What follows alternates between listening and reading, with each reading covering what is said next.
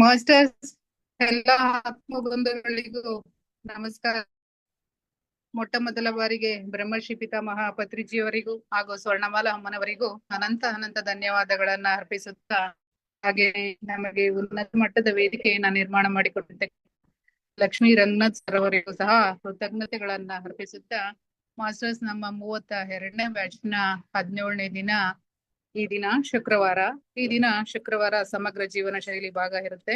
ಮೊದಲಿಗೆ ನಾವು ಧ್ಯಾನ ಕಾರ್ಯಕ್ರಮವನ್ನ ಪ್ರಾರಂಭ ಮಾಡೋಣ. ಮಾಸ್ಟರ್ಸ್ ಯಶೋಧ ಮ್ಯಾಮ್, ಧ್ಯಾನ ಕೂರಿಸ್ತೀರಾ? ನನಗೆ ಸ್ವಲ್ಪ ಗಲಾಟೆ ಇದೆ.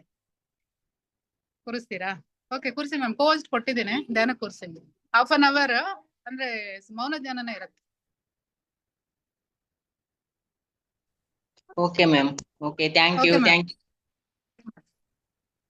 Thank you ma'am. ಎಲ್ಲ ನನ್ನ ಆತ್ಮ ಬಂಧುಗಳಿಗೂ ನನ್ನ ಆತ್ಮಪೂರ್ವಕ ನಮಸ್ಕಾರಗಳು. ಮಹಾವತಾರ್ ಫೌಂಡೇಶನ್ ನಲ್ಲಿ ನಡೆಸಿಕೊಡುತ್ತಿರುವಂತಹ ಈ ಮಹಾನ್ ವೇದಿಕೆ ರಂಗನಾಥ್ ಗುರುಗಳು ನಿರ್ಮಾಣ ಮಾಡಿರುವಂತಹ ಮತ್ತು ನಮ್ಮ ಪತ್ರಿಜಿ ಗುರುಗಳು ಸ್ಥಾಪಿಸಿರುವಂತಹ ಮಹಾನ್ ಸಂಸ್ಥೆಯಲ್ಲಿ ಇಷ್ಟು ಆತ್ಮ ಬಂಧುಗಳು ನಾವಿದ್ದೇವೆ. ಎಲ್ಲರಿಗೂ ಕೂಡ ನನ್ನ ಆದರದ ಸ್ವಾಗತ ಮ್ಯಾಮ್.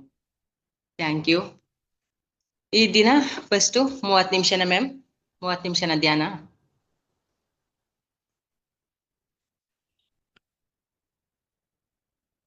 ಓಕೆ ಮಾಸ್ಟರ್ಸ್, ಸ್ಥಿರ ಸುಖ ಆಸನದಲ್ಲಿ ಆರಾಮಾಗಿ ಕುಳಿತುಕೊಳ್ಳಿ. ನಿಮಗೆ ಯಾವ ಆಸನ ಬೇಕೋ ಆ ಆಸನದಲ್ಲಿ ಆರಾಮಾಗಿ ಕಾಲು ಕ್ರಾಸ್ ಮಾಡಿ, ಕೈಗಳಲ್ಲಿ ವಿಶೇಷ ಮುದ್ರೆ ಇರಲಿ, ವಿಶೇಷ ಮುದ್ರೆ ಹಾಕೊಳ್ಳಿ. ಕತ್ತು ಬೆನ್ನು ನೇರವಾಗಿರ್ಲಿ. ನಿಧಾನವಾಗಿ ಕಣ್ಣುಗಳನ್ನು ಮುಚ್ಚಿ ನಮ್ಮ ಗಮನ ಉಸಿರಾಟದ ಕಡೆ ಮಾತ್ರ ಇರಬೇಕು. ಯಾರಾದ್ರೂ ಕನ್ನಡಕ ಧರಿಸಿದ್ರೆ ಕನ್ನಡಕ ತೆಗೆದಿಟ್ಬಿಡಿ. 1 ಲೋಟ ನೀರನ್ನು ಕೂಡ ನಿಮ್ಮ ಪಕ್ಕದಲ್ಲಿ ಧ್ಯಾನದ ಮುಂದೆ ಇಟ್ಕೊಂಡಿರಿ. ಧ್ಯಾನ ಮುಗಿದ್ಮೇಲೆ ಆ ನೀರನ್ನು ಸೇವನೆ ಮಾಡೋದ್ರಿಂದ ನಮಗೆ ಚೈತನ್ಯಮಯವಾದ ಒಂದು ಉನ್ನತ ಶಕ್ತಿ ನಮ್ಮ ಶರೀರದ ಎಲ್ಲಾ ನರನಾಡುಗಳಲ್ಲಿಯೂ ಕೂಡ ಆ ನೀರನ್ನು ಸೇವನೆ ಮಾಡೋದ್ರಿಂದ ಬರುತ್ತೆ. ಆದ ಕಾರಣ ನೀರನ್ನು 1 ಲೋಟ ಪಕ್ಕದಲ್ಲಿ ಇರಿಸಿ. ಮೊದಲು ನಮ್ಮ ಶರೀರವನ್ನು ವಿಶ್ರಾಂತಗೊಳಿಸೋಣ. ಶರೀರದಲ್ಲಿ ಯಾವುದೇ ನೋವು ಬಂದರೂ ಕೂಡ ಅದ್ರ ಕಡೆ ಗಮನ ಹರಿಸೋದು ಬೇಡ ಮಾಸ್ಟರ್ಸ್. ಶರೀರವನ್ನು ವಿಶ್ರಾಂತಗೊಳಿಸೋಣ. ವಿಶ್ರಾಂತಿ, ವಿಶ್ರಾಂತಿ, ವಿಶ್ರಾಂತಿ. ನಂತರ ನಮ್ಮ ಮನಸ್ಸನ್ನ, ಯಾವುದೇ ಚಂಚಲತೆ ಬೇಡ, ಮನಸ್ಸು ಯಾವುದರ ಕಡೆ ಅರಿಯೋದು ಕೂಡ ಬೇಡ, ಆಲೋಚನೆಯೂ ಕೂಡ ಬರೋದು ಬೇಡ. ಈ ಕ್ಷಣದಲ್ಲಿ ಮನಸ್ಸನ್ನ ವಿಶ್ರಾಂತಗೊಳಿಸೋಣ ಮಾಸ್ಟರ್ಸ್. ಮನಸ್ಸಿಗೆ ಒಂದು ವಿಶ್ರಾಂತಿ, ವಿಶ್ರಾಂತಿ, ವಿಶ್ರಾಂತಿ. ದೇಹ ಮತ್ತು ಮನಸ್ಸು ವಿಶ್ರಾಂತಗೊಂಡಿದೆ ಮಾಸ್ಟರ್ಸ್. ಆ ವಿಶ್ರಾಂತಗೊಂಡಿರುವ ದೇಹ ಮನಸ್ಸನ್ನ ಒಂದು ಮಗುವಿನ ತರ ಮಲಗಿಸ್ಬಿಡೋಣ ಒಂದ್ ಕಡೆ. ಈಗ ನಮ್ಮ ಗಮನ ಕೇವಲ ಉಸಿರಾಟದ ಕಡೆ ಬರಲಿ. ಆನಾಪಾನಸತಿ ಧ್ಯಾನವನ್ನು ಮಾಡೋಣ. ಆನ ಎಂದರೆ ಒಳ ಹೋಗುವ ಉಸಿರು, ಅಪಾನ ಎಂದರೆ ನಾವು ಹೊರ ಹಾಕುವ ಉಸಿರು. ಈ ಎರಡರ ಜೋಡಣೆಯೇ ಆನಾಪಾನಸತಿ ಧ್ಯಾನ ಮಾಸ್ಟರ್ಸ್.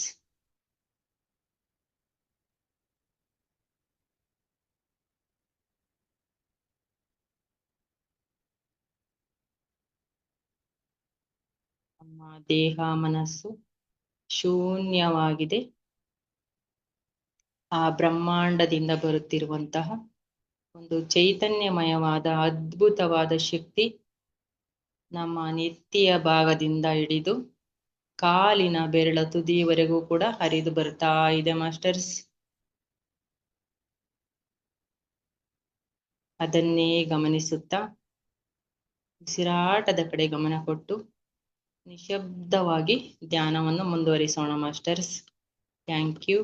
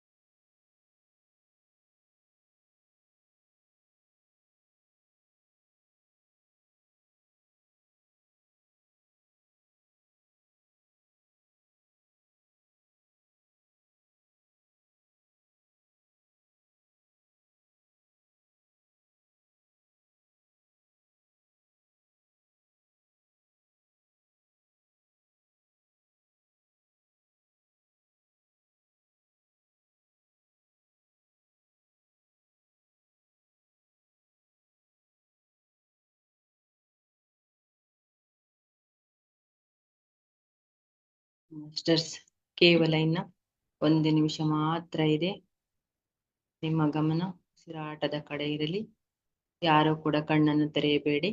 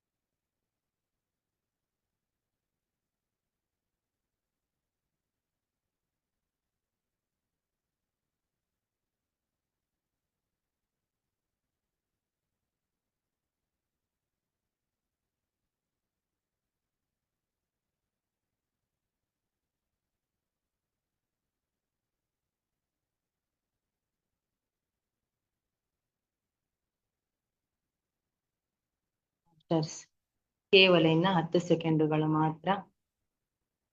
ಕಣ್ಣಾಗೆ ಮುಚ್ಚಿರಿ. 1, 2, 3, 4, 5, 6, 7, 8, 9, 10. ಮಾಸ್ಟರ್ಸ್, ನಿಧಾನವಾಗಿ ನಿಮ್ಮ ದೇಹವನ್ನು ಸಡಿಲ ಮಾಡಿ, ಕಾಲುಗಳನ್ನು ಸಡಿಲ ಮಾಡಿ, ದೇಹದ ಎಚ್ಚರಿಕೆಯ ಸ್ಥಿತಿಗೆ ಬನ್ನಿ. ನಿಧಾನವಾಗಿ ಕೈಗಳನ್ನು ಬಿಡಿಸಿಕೊಳ್ಳುತ್ತಾ ನಮಸ್ಕಾರ ಮುದ್ರೆಗೆ ಬನ್ನಿ. ಎಲ್ಲರೂ ಕೂಡ ನಮಸ್ಕಾರ ಮುದ್ರೆಗೆ ಬನ್ನಿ.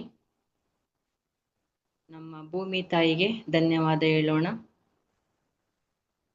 ಪಂಚಭೂತಗಳಿಗೆ ಧನ್ಯವಾದಗಳು. ಮಹಾವತಾರ್ ಬಾಬಾಜಿ ಅವರಿಗೆ ಕೂಡ ಧನ್ಯವಾದಗಳು.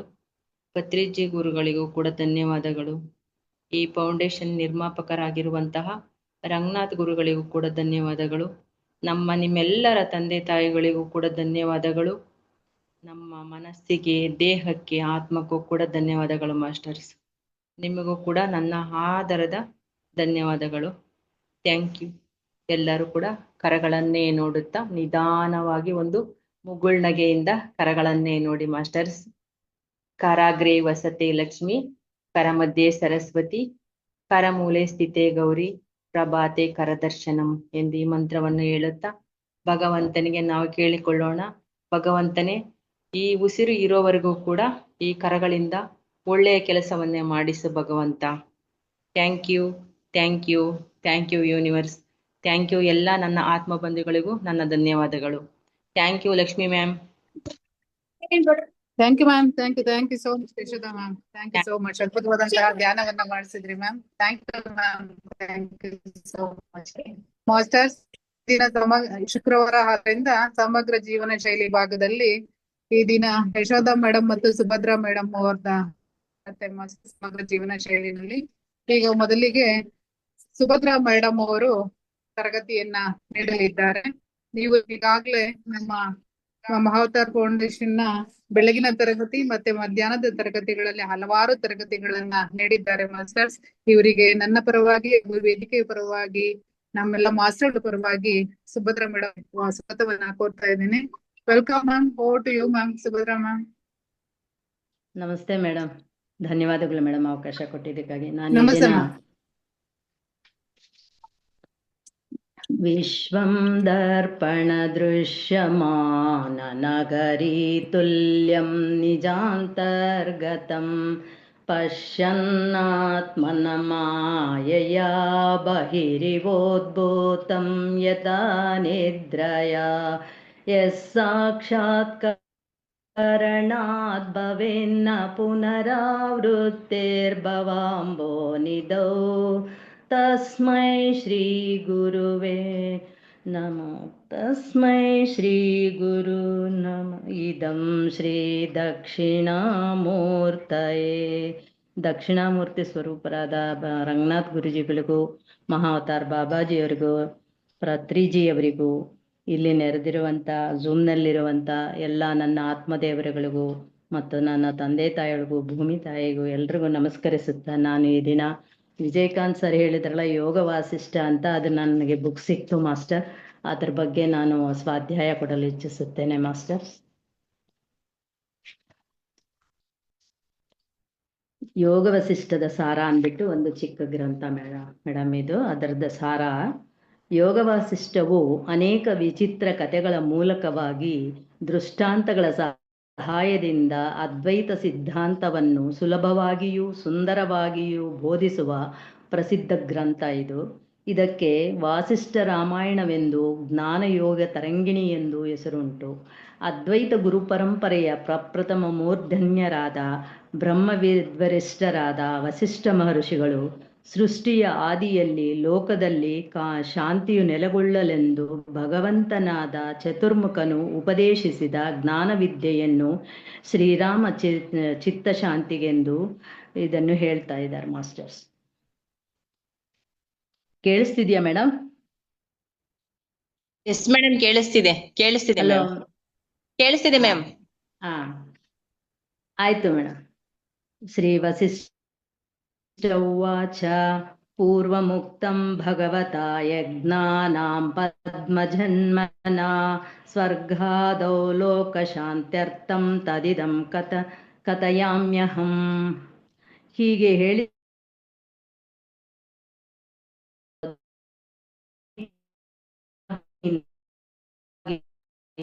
ವಿಚಾರಿಸಿದರೆಂದು ಈ ಗ್ರಂಥದಲ್ಲಿ ಹೇಳಿದ್ದಾರೆ.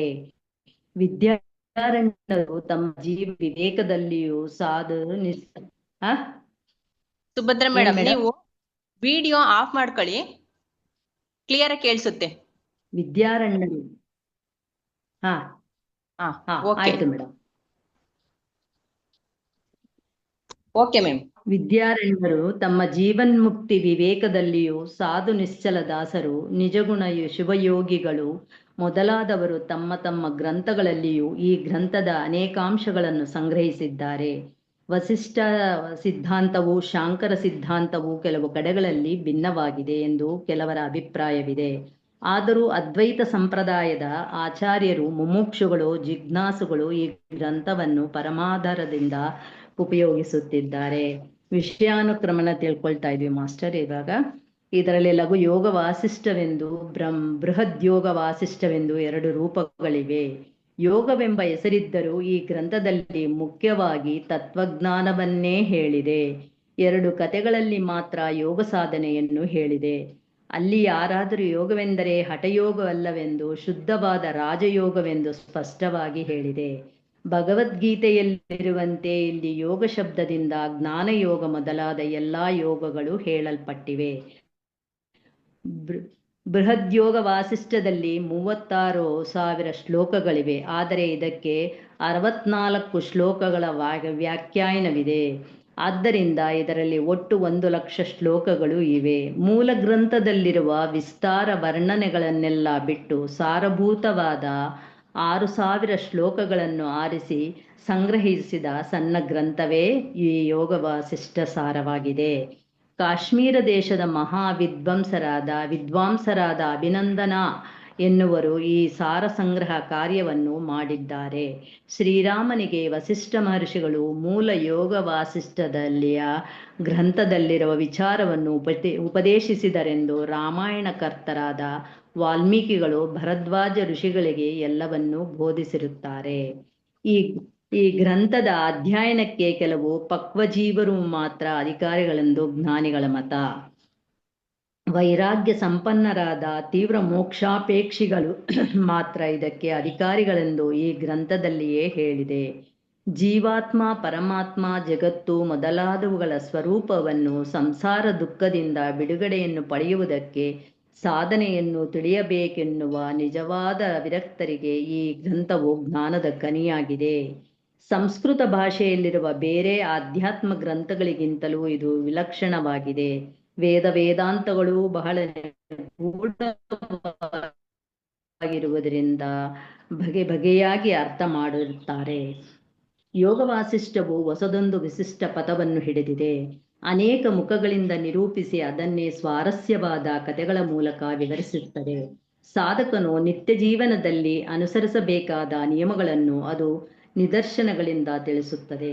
ಪತಂಜಲಿ ಋಷಿಗಳ ಯೋಗ ಸೂತ್ರಗಳಲ್ಲಿ ಹೇಳಿರುವ ಈಶ್ವರನ ಸಗುಣ ಸಾಕಾರ ಧ್ಯಾನದಿಂದ ವೇದಾಂತಿಗಳ ನಿರ್ಗುಣ ನಿರಾಕಾರವಾದ ಬ್ರಹ್ಮಜ್ಞಾನಕ್ಕೆ ಕ್ರಮವಾಗಿ ಏರುವುದಕ್ಕೆ ಯೋಗ ವಾಸಿಷ್ಠದಲ್ಲಿ ಸಾಧನವಾದ ಸೋಪಾನ ಶ್ರೇಣಿಯನ್ನು ಹೇಳಿದೆ. ದೃಷ್ಟಯ ದೃಶ್ಯಯೋ ಸಂಯೋಗೋ ಹೇಯ ಹೇತು ಹೇಯಂ ದುಃಖಂ. ನೋಡುವವನು ಕಾಣುವವುಗಳಲ್ಲಿ ಕೂಡಿ ಒಂದಾಗುವುದೇ ಸರ್ವ ದುಃಖಗಳಿಗೂ ಕಾರಣವೆಂದು ಹೇಳಿದೆ. ದ್ರಷ್ಟುವು ದೃಶ್ಯದಲ್ಲಿ, ಜ್ಞಾತೃವು ಜ್ಞೇಯದಲ್ಲಿ, ಪುರುಷನು ಪ್ರಕೃತಿಯಲ್ಲಿ, ವಿಷಯಿಯು ವಿಷಯದಲ್ಲಿ ಸೇರಿ ತನ್ಮಯನಾಗುವುದೇ ದುಃಖಕ್ಕೆ ಕಾರಣವೆಂದು ಹೇಳಿದೆ. ಪುರುಷನ ಸಾಕ್ಷಾತ್ಕಾರದಿಂದ ದೃಶ್ಯವೂ ಜ್ಞೇಯವೂ ವಿಷಯವೂ ಆದ ಪ್ರಕೃತಿಯು ಸುಳ್ಳಾಗುತ್ತದೆ. ಶುಕನ ಚರಿತ್ರೆಯಲ್ಲಿ ಇದನ್ನೇ ತಿಳಿಸಿದೆ. ನಿತ್ಯ ಮುಕ್ತನು, ಅಪ್ರಮೇಯನು, ಅಮೃತ ಸ್ವರೂಪನು, ಅಜವು, ನಿಷ್ಕಳಂಕವು, ಮಾತಿಗೂ ಮನಸ್ಸಿಗೂ ಮೀರಿದುದು ಆದ ಪರಬ್ರಹ್ಮವು ಕರ್ತೃವೂ ಭೋಕ್ತೃವೂ ಅಲ್ಲವಾದ್ದರಿಂದ ಹಿರಣ್ಯಗರ್ಭ ಬ್ರಹ್ಮನ ಅಥವಾ ಈ ಜಗತ್ತಿನ ಸೃಷ್ಟಿಗೆ ಕಾರಣವೆಂದು ಹೇಳಿದೆ. ಇದೊಂದು ಕಾರಣವಾಗಲಿ ತನಗೆ ತಾನೇ ಕಾರಣವಾಗಲಿ ಇಲ್ಲದ ಜಗತ್ತು ಇಲ್ಲವೇ ಇಲ್ಲ. ಪರಮಾತ್ಮನ ಜ್ಞಾನ ತರಂಗವಾದ ಪರಮ ಸಂಕಲ್ಪವೇ ಬ್ರಹ್ಮನು, ಅವನ ಸಕಲ ಸೃಷ್ಟಿಯೂ ಆಗಿರುವುದರಿಂದ ಜಗತ್ತೆಲ್ಲ ಜ್ಞಾನರೂಪವೇ, ಚಿನ್ಮಾತ್ರ ಸ್ವರೂಪವೇ ಆಗಿದೆ. ಎರಡನೆಯದಿಲ್ಲದ ಹುಟ್ಟು ಸಾವುಗಳು ಇಲ್ಲದ ಕರ್ತೃಭೋಕ್ತೃವೂ ಅಲ್ಲದ ಪರಮಾತ್ಮನೇ ಸಕಲವೂ ಆಗಿರುವುದೆಂಬ ಜ್ಞಾನದಿಂದ ಅಜ್ಞಾನವು ನಾಶವಾದರೆ ತಾನು ನಿತ್ಯ ಮುಕ್ತನೆಂಬ ಮೋಕ್ಷವು ಲಭಿಸುತ್ತದೆ ಎಂಬ ತತ್ವವು ಶಿಖಿಧ್ವಜನ ವೃತ್ತಾಂತದಿಂದ ತಿಳಿದು ಬರುತ್ತದೆ. ದೇವತೆಗಳು ಮತ್ತು ಅಸುರರು ಪರಸ್ಪರ ವಿರುದ್ಧ ಕೇವಲ ಚೇತನಾತ್ಮಕವಾದ ಶಕ್ತಿಗಳು ಅಥವಾ ಪ್ರಕೃತಿಯಲ್ಲಿರುವ ಋಣಧನರೂಪವಾದ ಎರಡು ಧ್ರುವಗಳು. ಇವುಗಳಲ್ಲಿ ಒಂದು ಅಳಿದರೆ ಇನ್ನೊಂದು ಉಳಿಯುವುದಿಲ್ಲ. ಈ ತತ್ವವು ಪ್ರಹ್ಲಾದನ ಚರಿತ್ರೆಯಿಂದ ಬೋಧೆಯಾಗುತ್ತದೆ. ದೇವತೆಗಳು ತಟಸ್ಥರು, ನಿಷ್ಕ್ರಿಯರು, ಜಡರು, ಅನಾಸಕ್ತರು. ಅವರಿಗೆ ವಿರುದ್ಧವಾದ ಅಸುರರು ರುದ್ರರು ಕ್ರಿಯಾಶೀಲ ಶಕ್ತಿಗಳು. ಅವರು ತಾವಾಗಿಯೇ ಮೊದಲು ದೇವತೆಗಳ ಮೇಲೆ ಏರಿ ಹೋಗಿ ದಾಳಿ ಮಾಡಿ ಅವರಲ್ಲಿ ಚಟುವಟಿಕೆಯನ್ನು ಹುಟ್ಟಿಸುವರು. ಇದು ಶುಕ್ರನ ಮತ್ತು 100 ಜನರ ರುದ್ರರ ಕಥೆಗಳಲ್ಲಿ ನಿರ್ದೇಶಿಸಲ್ಪಟ್ಟಿದೆ. ಕುಂಡಲಿನಿ ಶಕ್ತಿಯನ್ನು ಸ್ವಾಧೀನಪಡಿಸಿಕೊಳ್ಳುವುದರಿಂದ ಇಚ್ಛೆ ಬಂದ ರೂಪವನ್ನು ತಳೆಯುವ ಸಿದ್ಧಿಯನ್ನು ಪಡೆಯಬಹುದೆಂಬ ಚೂಡಾಲ ಶಿಖಿಧ್ವಜರ ವೃತ್ತಾಂತದಿಂದ ತಿಳಿಯುತ್ತದೆ. ಜ್ಞಾನ ಮತ್ತು ಅಜ್ಞಾನ ಇವುಗಳ 7 ಅವಸ್ಥೆಗಳನ್ನು ಉತ್ಪತ್ತಿ ಮತ್ತು ನಿರ್ವಾಣ ಪ್ರಕರಣಗಳಲ್ಲಿ ಹೇಳಿದೆ. ಇದು ಬೇರೆ ಯಾವ ಗ್ರಂಥದಲ್ಲಿಯೂ ಬಂದಿಲ್ಲ. ಸದ್ಗುರು ಸತ್ಶಿಷ್ಯರ ಸಂಬಂಧವು ಹೇಗಿರಬೇಕೆಂದು ಶಿಖಿಧ್ವಜನ ಇತಿಹಾಸದಲ್ಲಿ ಬಂದಿದೆ. ಅವಾಂತರ ಪ್ರಳಯದ ನಂತರ ಚಂದ್ರಗ್ರಹದಿಂದ ಎಲ್ಲಾ ವಸ್ತುಗಳು ಉತ್ಪತ್ತಿಯಾಗುವೆಂದು ಹೇಳಿದೆ. ಯೋಗದ ಮೂಲಕ ಸಾಧಕನು ತನ್ನ ಸಚ್ಚಿದಾನಂದ ಸ್ವರೂಪ ಅನುಭವವನ್ನು ಪಡೆಯುತ್ತಾನೆ. ತುರಿಯವೆಂಬ ಹೆಸರಿನ ತನ್ನ ಪರಮ ಆತ್ಮನಲ್ಲಿ ಅಚಲವಾಗಿ ನೆಲೆಗೊಳ್ಳುವುದೇ ಯೋಗದ ಉದ್ದೇಶವಾಗಿದೆ. ಅದರಲ್ಲಿ ಎಚ್ಚರ, ಕನಸು, ನಿದ್ರೆಗಳ ಅನುಭವವಿಲ್ಲದೆ ನಿರಂತರವಾಗಿ ಪರಮಾನಂದದ ಅನುಭವವೇ ಇರುತ್ತದೆ. ಯೋಗ ಸಾಧನೆಯಲ್ಲಿ 3 ಪ್ರಕಾರಗಳಿವೆ. ಒಂದು ತತ್ವದ ದೃಢಭಾವನೆ, ಮನಸ್ಸಿನ ಉಪಶಾಂತಿ, ಪ್ರಾಣ ನಿರೋಧ. ಈ 3ರಲ್ಲಿ ಯಾವುದೊಂದನ್ನು ಅಭ್ಯಾಸ ಮಾಡಿದರೂ 3ರ ಫಲವು ಬರುತ್ತದೆ. ಒಬ್ಬೊಬ್ಬರ ಸಂಸ್ಕಾರ ಸ್ವಭಾವಕ್ಕೆ ಒಂದೊಂದು ಸಾಧನ ಸುಲಭವಾಗುತ್ತದೆ. ಯಾರಿಗಾದರೂ ಪ್ರಾಣ ನಿರೋಧಕ್ಕಿಂತಲೂ ಮಿಕ್ಕ 2 ಸಾಧನೆಗಳು ಹೆಚ್ಚು ಸುಲಭವಾದವು ಎಂದು ಈ ಯೋಗ ವಾಸಿಷ್ಠ ತತ್ವದ ದೃಢಭಾವನೆಯಿಂದ ಮನಸ್ಸು ಶಾಂತವಾಗಿ ಲೀನವಾಗುತ್ತದೆ. ಅದರಿಂದ ಪ್ರಾಣಗತಿಯು ಸ್ತಬ್ಧವಾಗುತ್ತದೆ. ಒಂದು ತತ್ವದ ದೃಢ ಅಭ್ಯಾಸವು 3 ಬಗೆಯಾಗಿದೆ. ಅದರಲ್ಲಿ 1ನೇದು ಬ್ರಹ್ಮಭಾವನ. ಚಿನ್ಮಾತ್ರ ಸ್ವರೂಪವಾದ ಬ್ರಹ್ಮ ಒಂದೇ ಸತ್ಯ. ಅದೇ ಅಜ್ಞಾನದಿಂದ ಬಗೆಬಗೆಯ ನಾಮರೂಪಕವಾದ ಜಗತ್ತಾಗಿ ತೋರುತ್ತಾ ಇದೆ. ವಿಚಾರದಿಂದ ನಿಶ್ಚಯ ಮಾಡಿಕೊಳ್ಳಬೇಕು. ಇದೇ ಭಾವನೆಯಲ್ಲಿ ಮನಸ್ಸು ತನ್ಮಯವಾಗುವಂತೆ ನಿರಂತರ ಅಭ್ಯಾಸ ಮಾಡಬೇಕು. ಇದರಿಂದ ಮನಸ್ಸು ಶಾಂತವಾಗಿ ವಿಲೀನವಾಗುತ್ತದೆ. ಬ್ರಹ್ಮಾಕಾರವಾಗುತ್ತದೆ. ಬ್ರಹ್ಮಕ್ಕೆ ಆಕಾರವೇ ಇಲ್ಲ, ಅದು ನಿರ್ಗುಣ ನಿರಾಕಾರ. ಆದ್ದರಿಂದ ಮನಸ್ಸು ಸಂಕಲ್ಪ ವಿಕಲ್ಪಗಳನ್ನು ಬಿಟ್ಟು ಸುಮ್ಮನಾದರೆ ನಿರಾಕಾರವು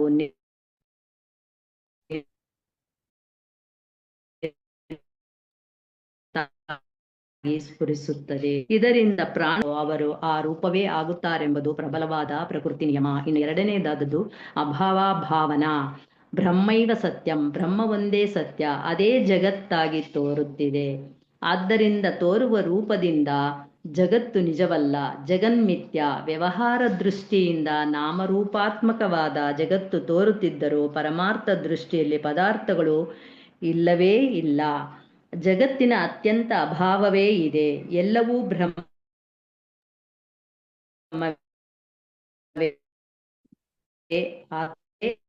ಮ್ಯಾಮ್ ವಾಯ್ಸ್ ಬ್ರೇಕ್ ಬೇರೆಯಾಗಿ ತೋರು ಸ್ವರೂಪ ಬ್ರಹ್ಮ ಒಂದೇ ಸತ್ಯ. ಸುಭದ್ರ ಮ್ಯಾಮ್ ಸ್ವಲ್ಪ ವಾಯ್ಸ್ ಬ್ರೇಕ್ ಆಗ್ತಿದೆ. ಈಗ ಮೇಡಮ್ ಈಗ ಕ್ಲಿಯರ್ ಆಗಿದೆ. ಈಗಿದೆಯಾ? Okay ma'am. ಎಲ್ಲವೂ ಬ್ರಹ್ಮವೇ ಆತ್ಮವೇ ಆಗಿದೆ. ಬೇರೆ ಬೇರೆಯಾಗಿ ತೋರುವುದು ಕೇವಲ ಭ್ರಮೆ. ಚಿನ್ಮಾತ್ರ ಸ್ವರೂಪವಾದ ಬ್ರಹ್ಮ ಒಂದೇ ಸತ್ಯ ಎಂಬ ನಿಶ್ಚಯ ಜ್ಞಾನದ ಅಭ್ಯಾಸವೇ ಬ್ರಹ್ಮಭಾವವೆನಿಸುತ್ತದೆ. ಇದರಿಂದ ಮನಸ್ಸು ಶಾಂತವಾಗುವುದರಿಂದ ಅಹಂಭಾವವು ಜಗತ್ತಿನ ಅನುಭವವು ಲೋಪವಾಗಿ ಆತ್ಮನಲ್ಲಿಯೇ ಸುಸ್ಥಿತಿ ಉಂಟಾಗುತ್ತದೆ. ಇದರಲ್ಲಿ ದೃಶ್ಯದ ಪೂರ್ಣ ಅಭಾವವಾಗುವುದರಿಂದ ಅಭಾವಾಭಾವನಾ ಎನಿಸುತ್ತದೆ. ಇನ್ನು ಮೂರನೆಯದಾದುದು ಕೇವಲೀ ಭಾವ. ಅಜ್ಞಾನದ ದಶೆಯಲ್ಲಿ ದೃಶ್ಯವನ್ನು ಸತ್ಯವೆಂದು ಭ್ರಮಿಸಿ ಅದರಲ್ಲಿ ತನ್ಮಯತೆಯನ್ನು ಪಡೆಯುತ್ತಿದ್ದುದನ್ನು ತಪ್ಪಿಸುವುದಕ್ಕಾಗಿ ಮೊದಲು ತಾನು ನೋಡತಕ್ಕವನು ಸಾಕ್ಷಿ ಎಂಬ ಭಾವವನ್ನು ಅಭ್ಯಾಸ ಮಾಡಬೇಕು.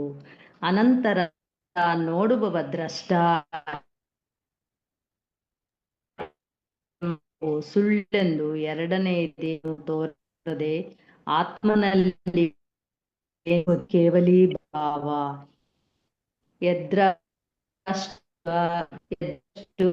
ದೃಶ್ವಂ ದೃಶ್ಯ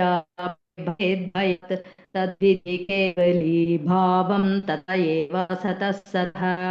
ಇಲ್ಲದ ಮೇಲೆ ಬಲಾತ್ಕಾರವಾಗಿ ಈ ದೃಷ್ಟುವಿಗೆ ನೋಡುವ ನಿಷ್ಠತ್ವವೇ ಇಲ್ಲದಂತಾಗುತ್ತದೆ. ಚೈತನ್ಯಕ್ಕೆ ಅದೇನು ತಿಳಿ. ಇನ್ನು ಎರಡನೇದರ ಮನೋಲಯ. ಯೋಗ ವಾಸಿಷ್ಠಕ್ಕೆ ಅನುಸಾರವಾಗಿ ಸಂಸಾರದ ಉತ್ಪತ್ತಿ ಸ್ಥಿತಿ ಲಯಗಳಿಗೆ ಮನಸ್ಸೇ ಕಾರಣ. ಮನಸ್ಸು ಶಾಂತವಾದರೆ ಸಂಸಾರದ ಅನುಭವವು ಕ್ಷೀಣವಾಗಿ ಜೀವನದಲ್ಲಿ ಪರಮಶಾಂತಿ ಲಭಿಸುತ್ತದೆ. ಘಟವು ನಾಶವಾದರೆ ಘಟಾಕಾಶವು ನಾಶವಾಗುವಂತೆ ಮನಸ್ಸು ನಾಶವಾದರೆ ಸಂಸಾರವು ಲಯವಾಗುತ್ತದೆ. ಮನಸ್ಸು ಸಂಸಾರ ರೂಪಿ ಮಾಯಾಚಕ್ರಕ್ಕೆ ನಾಭಿಯಾಗಿದೆ. ಈ ನಾಭಿಯು ಬಲದಿಂದಲೂ ಬುದ್ಧಿಯ ಮೂಲಕವೂ ತಿರುಗುವುದು ನಿಂತಿತೆಂದರೆ ಸಂಸಾರ ಚಕ್ರವು ತಿರುಗುವುದು ನಿಲ್ಲುತ್ತದೆ, ಬ್ರಹ್ಮವು ಪ್ರಾಪ್ತಿಯಾಗುತ್ತದೆ. ಚಿತ್ತವು ಲಯವಾದರೆ ದ್ವೈತ ಅದ್ವೈತ ಮೊದಲಾದ ಭಾವನೆಗಳೆಲ್ಲ ಲಯವಾಗಿ ಆತ್ಮಾನುಭವ ಉಂಟಾಗುತ್ತದೆ. ಸಂಸಾರ ದುಃಖದಿಂದ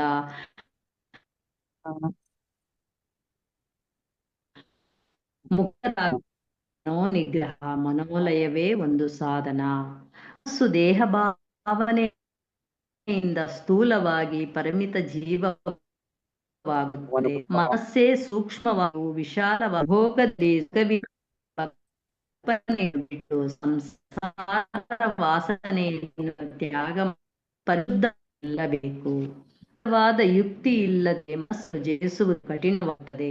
ಶಾಸ್ತ್ರೀಯವಾದ ಯುಕ್ತಿಗಳನ್ನು ಬಿಟ್ಟು ಯಾರು ಹಠಯೋಗದಿಂದ ಮನಸ್ಸನ್ನು ಜಯಿಸುವುದಕ್ಕೆ ಪ್ರಯತ್ನ ಮಾಡುವ ಮನೋಲಯಕ್ಕೆ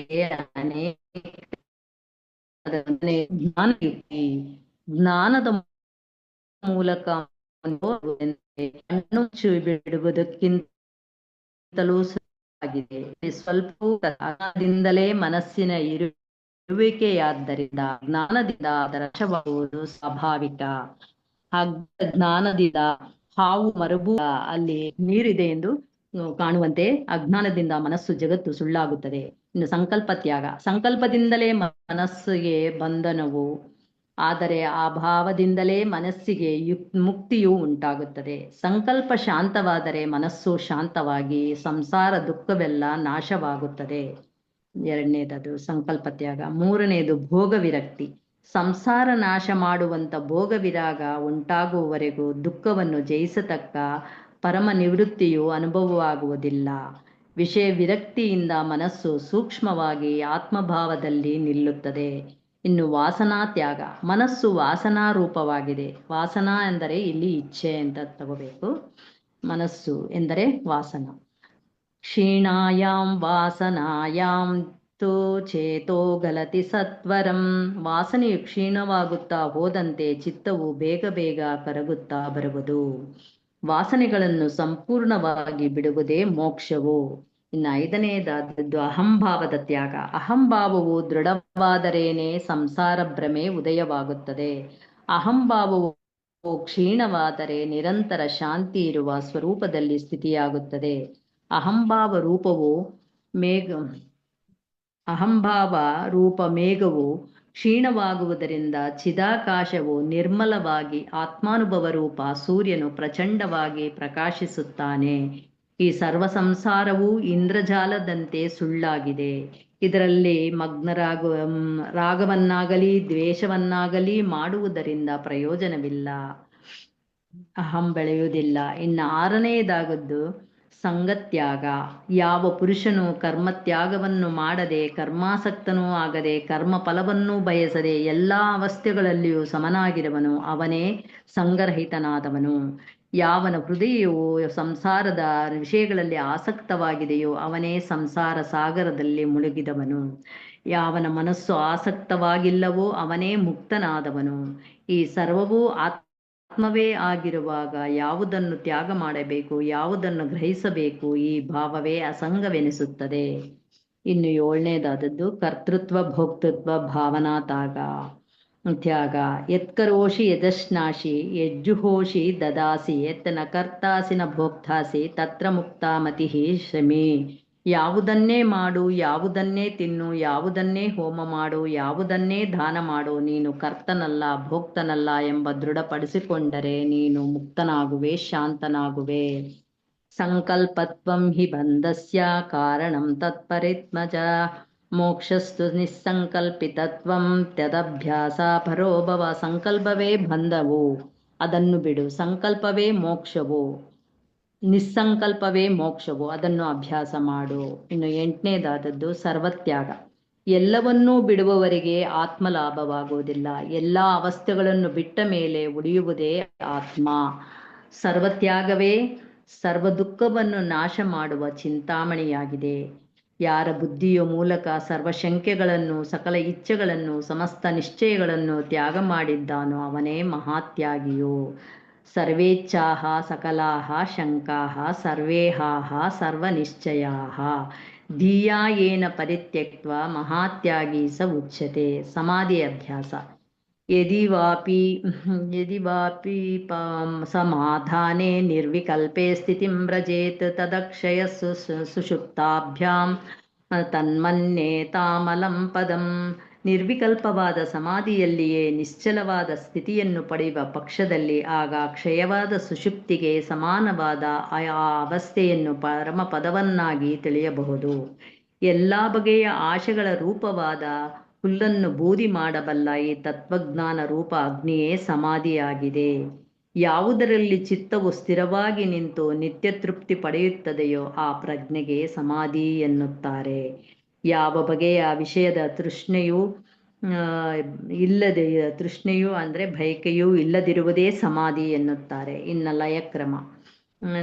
ದೇಹೇಂದ್ರಿಯ ಮನೋಬುದ್ಧಿ ಕ್ಷೇತ್ರಜ್ಞಾನಾಂ ಚ ಸಂಭವಃ ಯಸ್ಮಾದ್ಭಾವ ತದಜ್ಞಾತ್ವಾ ತೇಷು ಪಶ್ಚಾತ್ ವಿಲಾಪಯೇತ್. ದೇಹ, ಇಂದ್ರಿಯ, ಮನಸ್ಸು, ಬುದ್ಧಿ, ಕ್ಷೇತ್ರಜ್ಞ ಇವುಗಳು ಹೇಗೆ ಉತ್ಪತ್ತಿಯಾದವು, ಎಲ್ಲಿಂದ ಹುಟ್ಟಿ ಬಂದವು ಎಂಬುದನ್ನು ತಿಳಿದು ಅವುಗಳಲ್ಲಿ ವಿಲಾಪನ ಅಂದ್ರೆ ಕರಗುವುದು, ಲಯವಾಗುವುದು ಅಂತ. ಭೂತಗಳು, ಜಡಗಳು, ದೇವತೆಗಳು, ಚೇತನರು ದೇವತೆಗಳೆಲ್ಲ ಪ್ರಾಣಾಂಶ ಸಂಭೂತರು. ಪ್ರಾಣವು ಎಲ್ಲೆಲ್ಲಿದ್ದರೂ ಖಂಡವಾಗಿ ವ್ಯವಹಾರದಲ್ಲಿ ಕಂಡರೂ ಅದೆಲ್ಲವೂ ಅಖಂಡವೇ. ಈ ಅಖಂಡವಾದ ಪ್ರಾಣವು ಆತ್ಮನ ಛಾಯೆ. ಈ ಭೂತಗಳೆಲ್ಲವೂ ಆಕಾಶದಿಂದ ಉತ್ಪತ್ತಿಯಾದವು. ಆಕಾಶವು ಆತ್ಮನಿಂದ ಬಂದುದು.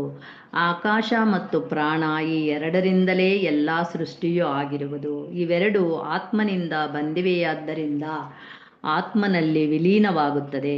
ವಿರಾಟ್ನಲ್ಲಿ ಮೊದಲು ನಿಲ್ಲಬೇಕು, ಆಮೇಲೆ ಆತ್ಮ ಹಿರಣ್ಯಗರ್ಭನಲ್ಲಿ ನಿಲ್ಲಬೇಕು, ಅನಂತರ ಅವ್ಯಾಕೃತ ಆಕಾಶದಲ್ಲಿ ನಿಂತು ಅಲ್ಲಿಂದ ಅದಕ್ಕೂ ಕಾರಣವಾದ ಪರಮಕಾರಣದಲ್ಲಿ ನಿಲ್ಲಬೇಕು.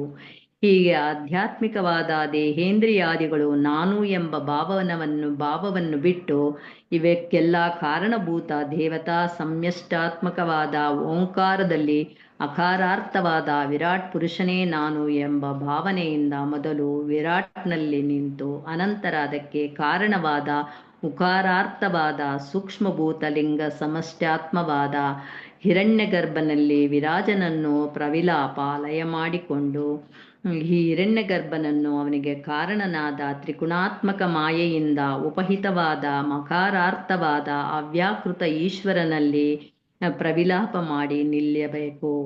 ಅನಂತರ ಅವ್ಯಾಕೃತ ಈಶ್ವರನನ್ನು ಸರ್ವಾಧಿಷ್ಠಾನವಾದ ಜಗನ್ಮೂಲ ಪರಮ ಕಾರಣವಾದ ಅರ್ಥಮಾತ್ರ ಲಕ್ಷಿತವಾದ ಶುದ್ಧ ಬ್ರಹ್ಮನಲ್ಲಿ ವಿಲಾಪನ ಮಾಡಿ ತಾನು ಪರಬ್ರಹ್ಮನಾಗಿ ನಿಲ್ಲಬೇಕು.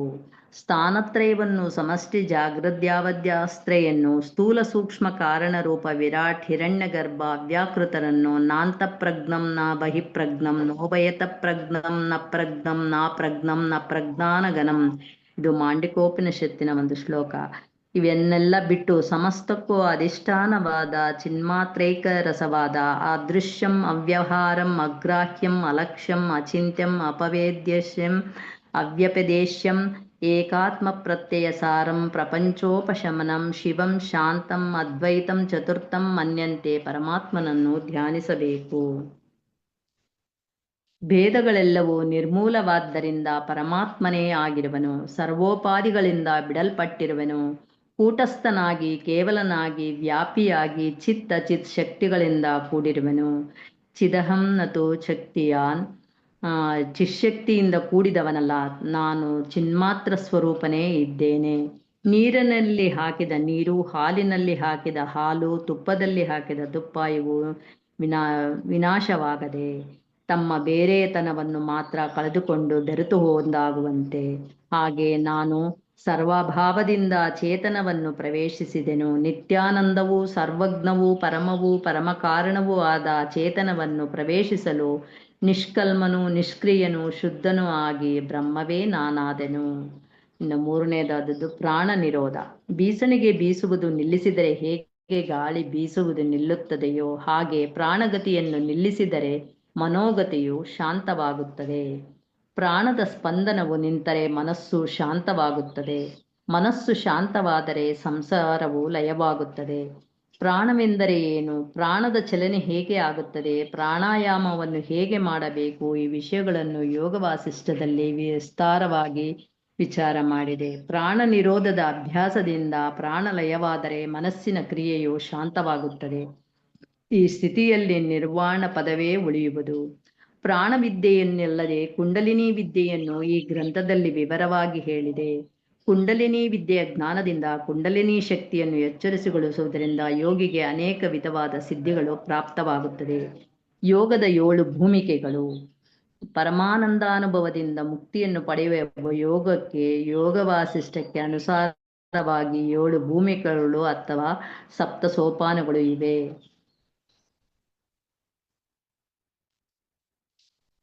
ಶಾಸ್ತ್ರ ಸಜ್ಜನ ಸಂಪರ್ಕಗಳಿಂದ ಮೊದಲು ಪ್ರಜ್ಞೆಯ ಬೆಳೆಯುವಂತೆ ಮಾಡಿಕೊಳ್ಳಬೇಕು. ಇದು ಪ್ರಥಮ ಭೂಮಿಕೆ. ಇದರಿಂದ ಸಜ್ಜನ ಸದ್ಗುರು ಮುಖದಿಂದ ಶಾಸ್ತ್ರಾರ್ಥ ಶ್ರವಣವೇ ಮೊದಲು ಭೂಮಿಕೆಯಾಗಿದೆ. ಎರಡನೆಯದು ವಿಚಾರಣೆಯು, ಇದು ಮನನ. ಮೂರನೆಯದು ಅಸಂಗ ಭಾವನೆ, ಇದು ಅದ್ವಿತೀಯಾತ್ಮ ಭಾವನಾ ನಿಧಿಧ್ಯಾಸನ. ನಾಲ್ಕನೆಯದು ವಿಲಾಪನೆಯು, ಇದು ವಾಸನೆಯನ್ನು ವಿಲಯ ಮಾಡುವ ಭೂಮಿಕೆಯು. ಐದನೆಯದು ಶುದ್ಧ ಸಂವಿನ್ಮಯ ಆನಂದ ರೂಪವು. ಈ ಭೂಮಿಕೆಯಲ್ಲಿರುವ ಜೀವನ್ಮುಕ್ತನು ಅರ್ಧ ನಿದ್ರೆ ಎಚ್ಚರಗಳಲ್ಲಿ ಇರುವಂತೆ ಇರುವನು. ಸ್ವಯಂ ಸ್ವಸಂವೇದನೆಯ ರೂಪವೆಂಬುದು 6ನೇ ಭೂಮಿಕೆಯು. ಅದು ಆನಂದವೂ ಏಕಘನವಾಗಿ ಒಂದೇ ಮುದ್ದೆಯಾಗಿದೆ. ಸುಷುಪ್ತಿಗೆ ಸದೃಶವಾದ ಸ್ಥಿತಿಯು ತುರ್ಯಾವಸ್ಥೆಯನ್ನು ಪಡೆದು ಉಪಶಾಂತವಾದ ಸಮತಾ ಸ್ವಚ್ಛತಾ ಸೌಮ್ಯ ಆದುದು 7ನೇ ಭೂಮಿಕೆಯು. ಇದನ್ನೇ ಮುಕ್ತಿ ಎಂದು ಕೈವಲ್ಯವೆಂದು ಹೇಳುವರು. ತುರ್ಯಾತೀತವಾದ ಅವಸ್ಥೆಯನ್ನು ಯಾವುದುಂಟೋ ಅದು ಪರಮೋತ್ತಮವಾದದ್ದು, ನಿರ್ಗುಣ ರೂಪವಾದದ್ದು. 7 ಭೂಮಿಕೆಯೇ ಬಲಿತುದು ಹೌದು. ಅದು ಜೀವಂತವಾಗಿರುವವರೆಗೆ ಸಾಧ್ಯವಿಲ್ಲದ್ದು. ಮೊದಲನೇ 3 ಅವಸ್ಥೆಗಳಲ್ಲಿ ಜಗತ್ತು ಇರುವುದು. ಮೊದಲಿನ 3 ಅವಸ್ಥೆಗಳಲ್ಲಿ ಜಗತ್ತು ಇರುವುದು. ಅವು ಎಚ್ಚರಿಕೆಯ 4ನೆಯದು ಸ್ವಪ್ನದಂತಿದ್ದು ಜಗತ್ತೆಲ್ಲವೂ ಸ್ವಪ್ನದಲ್ಲಿ ಕಂಡಂತೆ ಇರುವುದು. 5ನೆಯದರಲ್ಲಿ ಆನಂದವು ಏಕಘನವಾಗಿರುವುದರಿಂದ ಅದು ಸುಷುಪ್ತವೆನ್ನಿಸಿಕೊಳ್ಳುವುದು. 6ನೆಯದು ಜಗತ್ತಿನ ಸಂವೇದನೆಯೂ ಇಲ್ಲದೆ ಇರುವುದರಿಂದ ಆ ಸಂವೇದನೆಯೆನ್ನಿಸಿಕೊಳ್ಳುವುದು ಅಸಂವೇದನೆ ಎನ್ನಿಸಿಕೊಳ್ಳುವುದು. ಅದನ್ನೇ ತುರ್ಯವೆನ್ನುವರು. ಉತ್ತಮವಾದ 7ಮ ಭೂಮಿಕೆಯು ತುರ್ಯಾತೀತವೆನ್ನಿಸಿಕೊಳ್ಳುವುದು. ಮನಸ್ಸು ವಾಕ್ಕುಗಳಿಂದ ಇದು ಅಗ್ರಾಹ್ಯವು, ಇದು ಸ್ವಪ್ರಕಾಶವೆನ್ನುವುದು. ಇದರಲ್ಲಿ 7 ಭೂಮಿಕೆಯಲ್ಲಿ 1ನೇದು ಶುಭ ಇಚ್ಛೆ ಅಂತ. ಸಂಸಾರದಲ್ಲಿ ವೈರಾಗ್ಯ ಉಂಟಾಗಿ ತನ್ನನ್ನು ಅಜ್ಞಾನಿ ಎಂದು ತಿಳಿದು ಸಜ್ಜನ ಸಾಂಗತ್ಯದಿಂದ ಶಾಸ್ತ್ರಗಳನ್ನು ಪರಿಶೀಲನೆ ಮಾಡಿ ಸತ್ಯ ಸ್ವರೂಪವನ್ನು ತಿಳಿಯಲು ಇಚ್ಛಿಸುತ್ತಾನೆ. ಈ ಅವಸ್ಥೆಯೇ ಶುಭೇಚ್ಛೆ. 2ನೇದು ವಿಚಾರಣ. ಶಾಸ್ತ್ರ ಮತ್ತು ಸಜ್ಜನರ ಸಂಪರ್ಕದಿಂದಲೂ ವೈರಾಗ್ಯ ಮತ್ತು ಅಭ್ಯಾಸಗಳಿಂದಲೂ ಸದ್ವಿಚಾರ ಸದಾಚಾರಗಳಲ್ಲಿ ಪ್ರವೃತ್ತಿಯಾಗುವುದೇ ವಿಚಾರಣ. ಅನುಮಾನಸ ಶುಭೇಚ್ಛಾ ಮತ್ತು ಸುಭದ್ರಮ್ಮ ಎಷ್ಟೊತ್ತು ತಗೋಬಹುದು ಮೇಡಮ್? ಎಷ್ಟೊತ್ತು ತಗೋಬಹುದು ಮೇಡಮ್? ಯಶೋಧ ಮೇಡಮ್ ಇದಾರೆ ಇನ್ನು, ಅದಕ್ಕೋಸ್ಕರ ಇನ್ನೊಂದ್ 2 ಪೇಜಸ್ ಇದೆ ಮೇಡಮ್. ಇದಾದ್ರೆ ವಿಷಯ ಕ್ರಮಣಕ್ಕೆ ಆಗುತ್ತೆ, ಆಮೇಲೆ ಪೀಠಿಕೆ ಬರುತ್ತೆ. ಯಶೋಧ ಅದು ಮೇಡಮ್ ಇನ್ನೊಂದು ಸೆಷನ್ ಅಂತ ತಗೊಳ್ತೀನಿ. ಯಶೋಧ ಮೇಡಮ್ ಮ್ಯಾಮ್ ನಿಮ್ದು ಎಷ್ಟು ನಿಮಿಷ ಇರುತ್ತೆ ಮೇಡಮ್? ಮ್ಯಾಮ್ ನಂದೊಂದು 15 ನಿಮಿಷ ಮಾಡ್ಲಿ ಬಿಡಿ, ಇನ್ನೊಂದು 10 ನಿಮಿಷ ಮಾಡ್ಲಿ. ಇರ್ಲಾ? ಅಲ್ಲ ನಿಮ್ಗೆ ಆಗತ್ತಾ ಟೈಮು ಅಷ್ಟಕ್ಕೆ? ಓಕೆ ಓಕೆ ಓಕೆ, ಕಂಟಿನ್ಯೂ ಮಾಡಿ ಮ್ಯಾಮ್. ಕಂಟಿನ್ಯೂ ಮಾಡಿ ಸುಭದ್ರ ಮ್ಯಾಮ್, ಕಂಟಿನ್ಯೂ ಮಾಡಿ. Thank you madam. ವಿಚಾರಣ. ಶಾಸ್ತ್ರ ಮತ್ತು ಸಜ್ಜನರ ಸಂಪರ್ಕದಿಂದಲೂ ವೈರಾಗ್ಯ ಮತ್ತು ಅಭ್ಯಾಸಗಳಿಂದಲೂ ಸದ್ವಿಚಾರ ಸದಾಚಾರಗಳಲ್ಲಿ ಪ್ರವೃತ್ತಿಯಾಗುವುದೇ ವಿಚಾರಣ.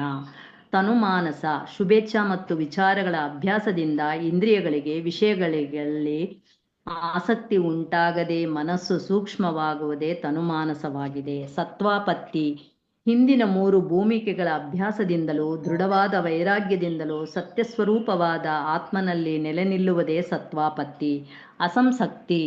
ಹಿಂದಿನ 4 ಭೂಮಿಕೆಗಳ ಅಭ್ಯಾಸವು ಪರಿಪಕ್ವವಾಗಿ ಪೂರ್ಣ ಅನಾಸಕ್ತಿಯಿಂದ ಮನಸ್ಸು ಆತ್ಮತತ್ವದಲ್ಲಿ ದೃಢವಾಗಿ ನಿಲ್ಲುವ ಅವಸ್ಥೆಯೇ ಅಸಂಸಕ್ತಿ. ಪದಾರ್ಥ ಭಾವನೆ. ಹಿಂದಿನ 5 ಭೂಮಿಕೆಗಳ ಅಭ್ಯಾಸ ಬಲದಿಂದ ಆತ್ಮನಲ್ಲಿ ನಿಶ್ಚಲವಾಗಿ ನಿಂತ ಮನಸ್ಸಿಗೆ ಒಳಗಾಗಲಿ ಹೊರಗಾಗಲಿ ಪದಾರ್ಥಗಳು ಇಲ್ಲವೆನ್ನುವ ಭಾವವು ದೃಢವಾಗಿ ಬೆಳೆಯುವುದೇ ಪದಾರ್ಥ ಭಾವನೆ. ಇದರಿಂದ ಪರಮಾತ್ಮ ಒಬ್ಬನೇ ಸತ್ಯವಾಗಿ ತೋರುವುದರಿಂದ ಪದಾರ್ಥಗಳು ಮಿಥ್ಯೆಯಾಗುತ್ತವೆ. ತುರ್ಯಗ. ಇದು 7ನೇದು. ಹಿಂದಿನ 6 ಭೂಮಿಕೆಗಳ ಅಭ್ಯಾಸದಿಂದ ಪದಾರ್ಥಗಳ ಅನುಭವವಾಗಿದೆ. ತನ್ನ ನಿಜ ಸ್ವರೂಪದಲ್ಲಿ ನಿಂತರೆ ನೆಲೆ ಹೆಚ್ಚಿನದು ನಾನು ಸತ್ತಿಲ್ಲ, ನಾನು ಬದುಕಿಲ್ಲ, ನಾನು ಸತ್ತಲ್ಲ, ಅಸತ್ತಲ್ಲ ಎಂಬ ಭಾವನೆಯನ್ನು ಹಿಡಿದು ಆತ್ಮಾರಾಮನಾಗಿ ಇರಬೇಕು. ಅದನ್ನೇ ಮುಕ್ತತ್ವ ಎನ್ನುವರು. ವ್ಯವಹಾರದಲ್ಲಿರಲಿ, ಉಪಶಾಂತನಾಗಿರಲಿ, ಗೃಹಸ್ಥನಾಗಿರಲಿ, ಏಕಾಕಿಯಾಗಿರಲಿ ನಾನು ಏನೂ ಅಲ್ಲ, ಚಿನ್ಮಾತ್ರನು ಎಂದು ತಿಳಿದ ಜೀವನು ದುಃಖ ಪಡುವುದಿಲ್ಲ. ಸ್ವಾಮಿ ರಾಮತೀರ್ಥರು ಅಮೆರಿಕಾದಲ್ಲಿ ಮಾಡಿದ ಒಂದು ಉಪನ್ಯಾಸದಲ್ಲಿ ಅವರು ಈ ಥರ ಹೇಳ್ತಾ ಇದ್ದಾರೆ master. The ancient spirituality of India ದೇಶದ ಪ್ರಾಚೀನ ಅಧ್ಯಾತ್ಮ ಎಂಬುದರಲ್ಲಿ one of the greatest book, the most wonderful according to me ever written under the sun is Yoga Vasishtha, which nobody on the earth can read without realizing God consciousness. Nobody can read through with the out becoming the one with the all. ಸೂರ್ಯನಿಂದ ಪೋಷಿತವೂ ಸಮಸ್ತಕ್ಕೂ ಸೂರ್ಯನೇ ಸಾಕ್ಷಿಯೂ ಆತ್ಮನು ಸೂರ್ಯ ಆತ್ಮ ಜಗತ್ತಸ್ತುಶ್ಚ ಆಗಿರುವ ಈ ಜಗತ್ತಿನಲ್ಲಿ ನನ್ನ ಅಭಿಪ್ರಾಯದಂತೆ ಅತ್ಯಂತ ಶ್ರೇಷ್ಠವೂ ಅತ್ಯಂತ ಅದ್ಭುತವೂ ಆದ ಗ್ರಂಥವೆಂದರೆ ಯೋಗ ವಾಸಿಷ್ಠವು. ಈ ಜಗತ್ತಿನಲ್ಲಿ ಅದನ್ನು ಯಾರೇ ಓದಲಿ ಅವರಿಗೆ ಪರಮಾತ್ಮ ಜ್ಞಾನವಾಗದೇ ಇರುವುದಿಲ್ಲ. ಅವರಿಗೆ ಸರ್ವವೂ ನಾನೇ ಎಂಬ ಅನುಭವವಾಗದೇ ಇರುವುದಿಲ್ಲ ಎಂದು ಹೇಳಿದ್ದಾರೆ. ಈ ಹೊಸದೊಂದು ಹೇಳಿಕೊಳ್ಳುವ ವಿಚಾರಗಳನ್ನೆಲ್ಲ ಹಿಂದೂಗಳು ಅತ್ಯಂತ ಪುರಾತನವಾದ ಹಳೆಯ ಓಬಿರಾಯನ ಕಾಲದ ವಿಚಾರಗಳೇ ಎಂದು ಅಮೆರಿಕನ್ರಿಗೆ ಹೇಳ್ತಿದ್ದಾರೆ ಮಾಸ್ಟರ್ ಅವರು. ಎಲ್ಲಕ್ಕೂ ನೈಜ ಕೇಂದ್ರವಾದ ಪೂರ್ಣ ಸತ್ಯವು ಮತ್ತು ಎಲ್ಲ ಹೊಸ ವಿಚಾರಗಳು ಅವರಿಗೆ ತಿಳಿದಿತ್ತು. ದಿವ್ಯಾತ್ಮರೇ, ನೀವು ಈ ಜ್ಞಾನವನ್ನು ಪಡೆಯುವುದಕ್ಕೆ ಕೆಲವು ಕಾಲ ಕಾಯಬೇಕು. ನೀವು ಹೆಚ್ಚಿನ ಜ್ಞಾನವನ್ನು ಇಂಡಿಯಾದಿಂದ ಪಡೆಯಬೇಕು. ಈ ಆಶ್ಚರ್ಯಕರವಾದ ಗ್ರಂಥಗಳು ಇನ್ನೂ ನಿಮ್ಮ ಭಾಷೆಗೆ ಅನುವಾದವಾಗಿಲ್ಲ, ಆದ್ದರಿಂದ ನೀವು ಕಾಯಬೇಕಾಗಿದೆ. ಅಮೆರಿಕಾದ ಎಲ್ಲ ಹೊಸ ವಿಚಾರಗಳು ಯೋಗ ವಾಸಿಷ್ಠ ಎಂಬ ಗ್ರಂಥದ 100 ವರ್ಷಗಳ ಹಿಂದೆಯೇ ತಿಳಿಸಿದೆ. ಈ ಗ್ರಂಥವು ಸ್ಪಷ್ಟವಾಗಿದೆ, ವಿಶ್ವಗ್ರಾಸಿಯಾಗಿದೆ. ಇದು ನೈಜವಾದ ಸ್ವಾಭಾವಿಕವಾದ ಪದಕಾವ್ಯದಲ್ಲಿ ಬರೆಯಲ್ಪಟ್ಟಿದೆ. ಸ್ವಾಮಿ ರಾಮತೀರ್ಥರು ಯೋಗ ವಾಸಿಷ್ಠವನ್ನು ಚೆನ್ನಾಗಿ ಅಧ್ಯಯನ ಮಾಡಿದ್ದವರಾದ್ದರಿಂದ ಅದರಲ್ಲಿ ಅತ್ಯಂತ ಗೌರವವುಳ್ಳರಾಗಿದ್ದರು. ಅವರು ಅತಿಮೆಚ್ಚಿನ ಪ್ರಾಕ್ಟಿಕಲ್ ವೇದಾಂತ, ವ್ಯವಹಾರ ಯೋಗ್ಯ ವೇದಾಂತವೋ ಅಥವಾ ವ್ಯವಹಾರ ಸಾಧ್ಯ ವೇದಾಂತವೋ ಈ ಅತ್ಯಂತ ಶ್ರೇಷ್ಠ ಕೃತಿಯಾದ ಯೋಗ ವಾಸಿಷ್ಠವನ್ನು ಆಧರಿಸಿದ್ದಾಗಿತ್ತು. ಭಾರತೀಯ ಪ್ರತಿಭೆಯನ್ನು ಅತ್ಯಂತ ಅದ್ಭುತ ಸೃಷ್ಟಿಯಾದ ಈ ಗ್ರಂಥವು ಜಗತ್ತಿನ ಸಾಹಿತ್ಯದಲ್ಲಿಯೇ ತತ್ವಶಾಸ್ತ್ರಗಳಲ್ಲಿಯೇ ವಿರಳವಾದ ಮೇರುಕೃತಿಗಳಲ್ಲಿ ಇದೊಂದು ಎಂದು ಹೇಳಬಹುದು. ಜೀವನದ ರಹಸ್ಯಗಳಲ್ಲಿ ಆಳವಾಗಿ ಪಾರಮಾರ್ಥಿಕವಾಗಿ ವ್ಯಾವಹಾರಿಕವಾಗಿಯೂ ಮಾರ್ಗದರ್ಶನ ಮಾಡಬಲ್ಲ ಶಾಸ್ತ್ರಗಳಲ್ಲಿ ಯೋಗ ವಾಸಿಷ್ಠವು ಪರಮೋಚ್ಚ ವರ್ಗಕ್ಕೆ ಸೇರಿದ್ದೆಂದು ಪರಿಗಣಿಸಲ್ಪಟ್ಟಿದೆ. ಕೆಲವರು ತತ್ವಜ್ಞಾನಿಗಳು ಈ ಗ್ರಂಥವು ಉಪನಿಷತ್ತುಗಳಿಗಿಂತಲೂ ಭಗವದ್ಗೀತೆಗಿಂತಲೂ ಮೇಲಿನ ಮಟ್ಟಕ್ಕೆ ಸೇರಿದ್ದೆಂದು ಅಭಿಪ್ರಾಯಪಟ್ಟಿದ್ದಾರೆ. ಪ್ರಸಿದ್ಧರಾದ ಡಾಕ್ಟರ್ ಭಗವಾನ್ ದಾಸರು ಹೇಳುವುದೇನೆಂದರೆ, ವೇದಾಂತಿಗಳ ಅಭಿಪ್ರಾಯವೇನೆಂದರೆ ಯೋಗ ವಾಸಿಷ್ಠವು ಸಿದ್ಧಾವಸ್ಥೆಗೆ ಉಪಯೋಗವಾದ ಕೃತಿ. ಯಾವ ವೇದಾಂತಿಯಾದ ಯೋಗಿಯು ತತ್ವ ವಿಚಾರವನ್ನೆಲ್ಲ ಚೆನ್ನಾಗಿ ಸ್ವಾಧೀನ ಮಾಡಿಕೊಂಡು ಅದರ ಸಾಧನೆಗಾಗಿ ತೊಡಗಿದ್ದಾನೋ ಅವನಿಗೆ ಈ ಗ್ರಂಥವು ಉತ್ತಮ ಸಹಾಯಕವಾಗುವುದು. ಆದರೆ ಪ್ರಸಿದ್ಧವಾದ ಗೀತಾ ಉಪನಿಷತ್ತುಗಳು, ಬ್ರಹ್ಮಸೂತ್ರಗಳು ಸಹ ಸಾಧನಾವಸ್ಥೆಯ ಗ್ರಂಥಗಳು. ತತ್ವ ವಿಚಾರವನ್ನು ಇನ್ನು ಸ್ವಾಧೀನಪಡಿಸಿಕೊಳ್ಳಲು ಪ್ರಯತ್ನ ಮಾಡತಕ್ಕವರಿಗೆ ಉಪಯೋಗವಾದದ್ದು. ಬೇರೆ ಯಾವ ಗ್ರಂಥಗಳಲ್ಲಿಯೂ ಹೇಳದೇ ಇರುವಷ್ಟು ವೀರ ಸ್ವಾವಲಂಬನೆಯನ್ನು ಯೋಗ ವಾಸಿಷ್ಠದಲ್ಲಿ ಹೇಳಿದೆ. ಮತ್ತು ಶಾಸ್ತ್ರೀಯವಾದ ಪ್ರಯತ್ನದಿಂದ ಸಾಧ್ಯವಿಲ್ಲದಿರುವುದು ಯಾವುದೂ ಇಲ್ಲ. ನಮ್ಮ ಅದೃಷ್ಟಕ್ಕೆ ನಾವೇ ಒಡೆಯರು. ನಮ್ಮ ಸುಖ ದುಃಖಗಳಿಗೆ ನಮ್ಮ ಕರ್ಮವೇ ಕಾರಣವೂ ಹೊರತು ಬೇರೆ ಯಾವ ಹೊರಗಿನ ಶಕ್ತಿಯೂ ಕಾರಣವಲ್ಲ ಎಂದು ಈ ಗ್ರಂಥದಲ್ಲಿ ತಿಳಿಸಿದೆ ಮಾಸ್ಟರ್.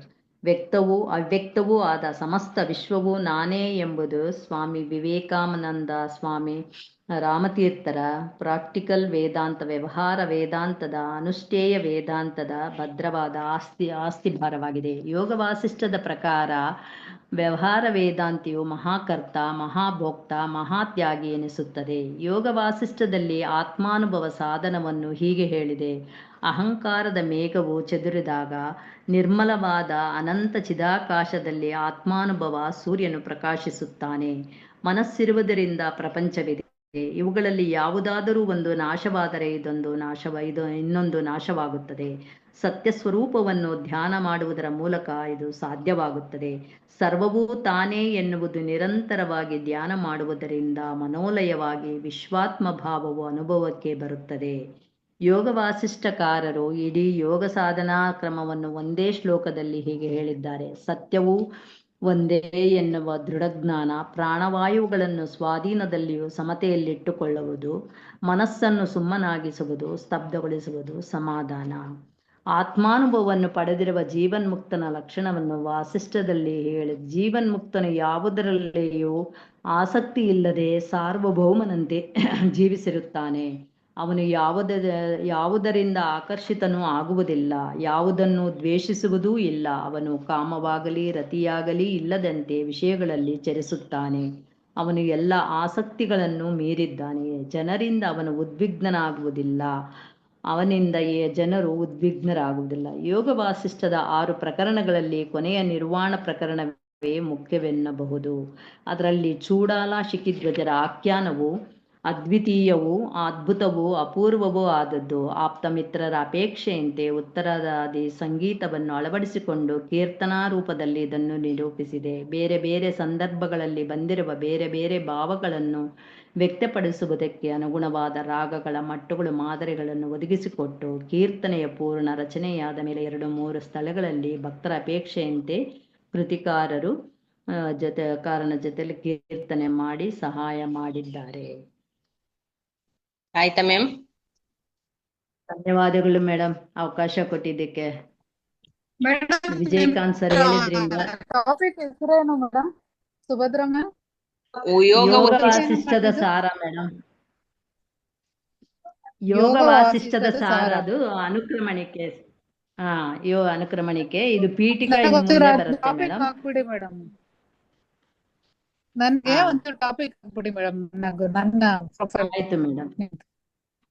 ಸುಭದ್ರ ಮ್ಯಾಮ್, ಆಯ್ತು ಮೇಡಮ್. ಸಾರಿ ಮ್ಯಾಮ್, ನಾನ್ ಸ್ವಲ್ಪ ಹೊರಗಡೆ ಇದ್ದೀನಿ. ಹಾ. ನನ್ಗೆ ಸ್ವಲ್ಪ ಗಲಾಟೆ, ಹಂಗಾಗಿ ನಾನು ವಿಡಿಯೋ ಮತ್ತೆ ಮೈಕ್ ಆನ್ ಮಾಡ್ಕೊಳಕ್ ಆಗ್ತಾ ಇಲ್ಲ. ಲಕ್ಷ್ಮಿ ಮ್ಯಾಮ್, ಪರವಾಗಿಲ್ಲ madam. Okay ma'am, thank you. ನಿಮ್ದು ನನ್ಗೆ ಟಾಪಿಕ್ ಒಂಚೂರು ನನ್ನ ಪ್ರೊಫೈಲ್ ಗೆ ಕಳಿಸ್ಬಿಡಿ ma'am. Thank you ma'am. Subhadra ma'am, thank you so much ma'am. Yes master, last ಗೆ ಕ್ವಶನ್ ಆನ್ಸರ್ ತಗೊಳ್ಳೋಣ. ಈಗ ಇನ್ನೂ ಒಂದು ಮಾಸ್ಟರ್ ಧನ್ಯವಾದಗಳು ಮೇಡಮ್. ಇದ್ದಾರೆ, ತಾವೆಲ್ಲರೂ ಅವ್ರನ್ನ ಮುಗಿದ್ಮೇಲೆ 2 ಸರಿ. ತಾವೆಲ್ಲರೂ ಇಷ್ಟೊತ್ತು ಕೇಳಿಸ್ಕೊಂಡಿದ್ದಕ್ಕೆ ಧನ್ಯವಾದಗಳು ಮಾಸ್ಟರ್ಸ್. ಧನ್ಯವಾದಗಳು. Subhadra okay madam, ma'am, thank you ma'am. ಏನಾದರೂ ಥ್ಯಾಂಕ್ ಯು ಸೋ ತಪ್ಪಿದ್ದಲ್ಲಿ much Subhadra ma'am, thank you. Thank you ma'am, yes thank you. Masters, ಈಗ ಮತ್ತೆ ಇನ್ನು ವೆಲ್ಕಮ್. ನಮ್ಮ ವೇದಿಕೆಯ ಮಾಸ್ಟರ್ ಆಗಿರ್ತಕ್ಕಂಥ ಯಶೋಧ ಮೇಡಮ್ ಅವರು, ಎಲ್ಲರಿಗೂ ಸಹ ಗೊತ್ತಿರ್ತಕ್ಕಂಥವ್ರು. ಇವು ಬೆಳಗಿನ ತರಗತಿಯಲ್ಲಿ, ನೈಟ್ ತರಗತಿಯಲ್ಲಿ ಸಹ ನಿರೂಪಣೆಯನ್ನ ಮಾಡಿದ್ದಾರೆ. ಈ ನಮ್ಮ ವೇದಿಕೆಯಲ್ಲಿ ಹಲವಾರು ತರಗತಿಗಳನ್ನ ನೀಡಿದ್ದಾರೆ ಮಾಸ್ಟರ್ಸ್. ಈ ದಿನ ನಮ್ಮ ಸಮಗ್ರ ಜೀವನ ಶೈಲಿ ಭಾಗದಲ್ಲಿ ಯಶೋಧ ಮೇಡಮ್ ಅವರು ಸ್ವಾಧ್ಯಾಯವನ್ನ ನೀಡಲಿದ್ದಾರೆ. ಇವರಿಗೆ ನನ್ನ ಪರವಾಗಿ, ವೇದಿಕೆಯ ಪರವಾಗಿ, ನಮ್ಮೆಲ್ಲ ಮಾಸ್ಟರ್ಗಳ ಪರವಾಗಿ ಸ್ವಾಗತವನ್ನ ಕೊಡ್ತಾ ಇದ್ದೀನಿ ma'am. Over to you ma'am, Yashodha ma'am. Thank you Lakshmi ma'am. ಎಲ್ಲರಿಗೂ ಆಸೀನರಾಗಿರುವಂತಹ ಈ ವೇದಿಕೆಯಲ್ಲಿ ನನ್ನ ಆತ್ಮ ಬಂಧುಗಳಿಗೆ ಮತ್ತೆ ಈ ಮಹಾವತಾರ್ ಫೌಂಡೇಶನ್ ನಡೆಸಿಕೊಡುತ್ತಿರುವಂತಹ ನಮ್ಮ ಗುರುಗಳಿಗೆ, ರಂಗನಾಥ ಗುರುಗಳಿಗೆ, ಪತ್ರಿಜಿ ಗುರುಗಳಿಗೆ, ಮಹಾವತಾರ್ ಬಾಬಾಜಿ ಅವರಿಗೆ, ನನ್ನ ತಂದೆ ತಾಯಿಗಳಿಗೂ ಕೂಡ, ನನ್ನ ಉಸಿರಿಗೂ ಕೂಡ ಅನಂತ ಕೋಟಿ ನಮಸ್ಕಾರಗಳನ್ನು ಸಲ್ಲಿಸುತ್ತಾ, ಈ ದಿನ ನನ್ನ ಟಾಪಿಕ್ ಬಂದು ಹಾಲು ಮತ್ತು ಅರಿಶಿಣ ಪುಡಿಯ ಮಹತ್ವ. ಹಾಲು ಮತ್ತು ಅರಿಶಿಣ ಪುಡಿ ಮಹತ್ವ. ಹಾಲು ಅಂತಂದ್ರೆ ಉತ್ತಮವಾದ, ಹಿಂದೆ ಬರ್ತಿತ್ತಲ್ಲ ನಾಟಿ ಹಸು, ನಮ್ಮ ದೇಶಿ ತಳಿ ಹಸು ಹಾಲು, ಅದು ಮತ್ತೆ ನಾವೇ ಮಾಡಿರುವಂತಹ ಅಳತಿ, ಮನೆಯಲ್ಲೇ ಮಾಡಿರುವಂಥದ್ದು, ಅಂಗಡಿಲಿ ತಗೊಳ್ಳೋದು ಬೇಡ. ಉತ್ತಮವಾದ ಆರೋಗ್ಯ ಬೇಕು ಅಂತಂದ್ರೆ ಇದನ್ನ ಫಾಲೋ ಮಾಡಬೇಕು. ಇದನ್ನ ನಾನು ಕಾಯಿಸಿದ್ದೀನಿ. ಹಾಲು ಕಾಯಿಸ್ಬಿಟ್ಟು ಅದಕ್ಕೆ ನಾನೇ ಮಾಡಿರುವಂತಹ ಹಳದಿ ಪೌಡರ್ 1 ಸ್ಪೂನ್ ಹಾಕಿದ್ದೀನಿ, 2 ಕಾಳು ಮೆಣಸು ಹಾಕಿದ್ದೀನಿ. ಇದ್ರ ಪ್ರತಿದಿನ ಬೆಳಗ್ಗೆ ಖಾಲಿ ಹೊಟ್ಟೆಗೆ ಸೇವನೆ ಮಾಡೋದ್ರಿಂದ ಏನಾಗುತ್ತೆ ಅಂತಂದ್ರೆ ನಮ್ಮ ರಕ್ತ ಶುದ್ಧಿ ಆಗುತ್ತೆ ಫಸ್ಟ್.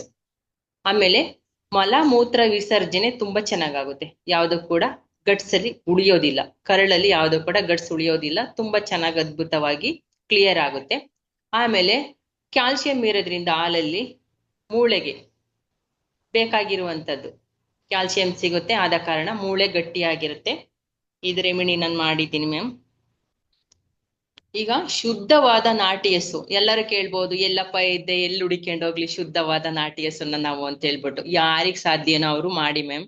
ಯಾರಿಗೆ ಶುದ್ಧವಾದ ಹಸುವಿನ ಹಾಲು ಸಿಗೋದಿಲ್ವೋ ಅವ್ರು ಏನ್ ಮಾಡಿ ಅಂತಂದ್ರೆ ನೀರಿಂದನೂ ಮಾಡ್ಬೋದು. ಒಂದ್ ಲೋಟ ನೀರಿಗೆ 1 ಸ್ಪೂನ್ ಅಡಿಗೆ ಅರಿಶಿನ ಹಾಕ್ಬಿಟ್ಟು, ಅಡಿಗೆ ಅರಿಶಿನ ಅಂದ್ರೆ ಮನೆಯಲ್ಲೇ ತಯಾರು ಮಾಡಿರೋ ಅಂತ ಅರಿಶಿನ, 2 ಕಾಳು ಮೆಣಸು ಅಷ್ಟ ಹಾಕ್ಬಿಟ್ಟು ಸ್ವಲ್ಪ ಚೆನ್ನಾಗಿ ಬಾಯಿಲ್ ಮಾಡ್ಕೊಂಡು ಸೋಸಿ ಕುಡಿಯೋದ್ರಿಂದನೂ ಕೂಡ ಉತ್ತಮವಾದ ಆರೋಗ್ಯ ಬರುತ್ತೆ ಅಂತ ಹೇಳಕ್ ಇಷ್ಟಪಡ್ತೀನಿ ಮ್ಯಾಮ್. ಆರೋಗ್ಯ ಉತ್ತಮವಾಗಿರ್ಬೇಕು, ಅದಕ್ಕೋಸ್ಕರ ನಾವು ಹಾಲು ಮತ್ತು ಅರಿಶಿಣವನ್ನು ಕುಡಿಬೇಕು. ಆ ಅರಿಶಿಣದಲ್ಲಿ ಆಂಟಿ ಬ್ಯಾಕ್ಟೀರಿಯಾ ಇರೋದ್ರಿಂದ ಅದು ಕೂಡ ನಮ್ಮ ಕರಳಲ್ಲಿರುವಂತಹ ಇನ್ಫೆಕ್ಷನ್ ಪ್ರತಿಯೊಂದನ್ನು ಕೂಡ ತ್ಯಾಜ್ಯದ ಮೂಲಕ ಹೊರ ಹಾಕುತ್ತೆ.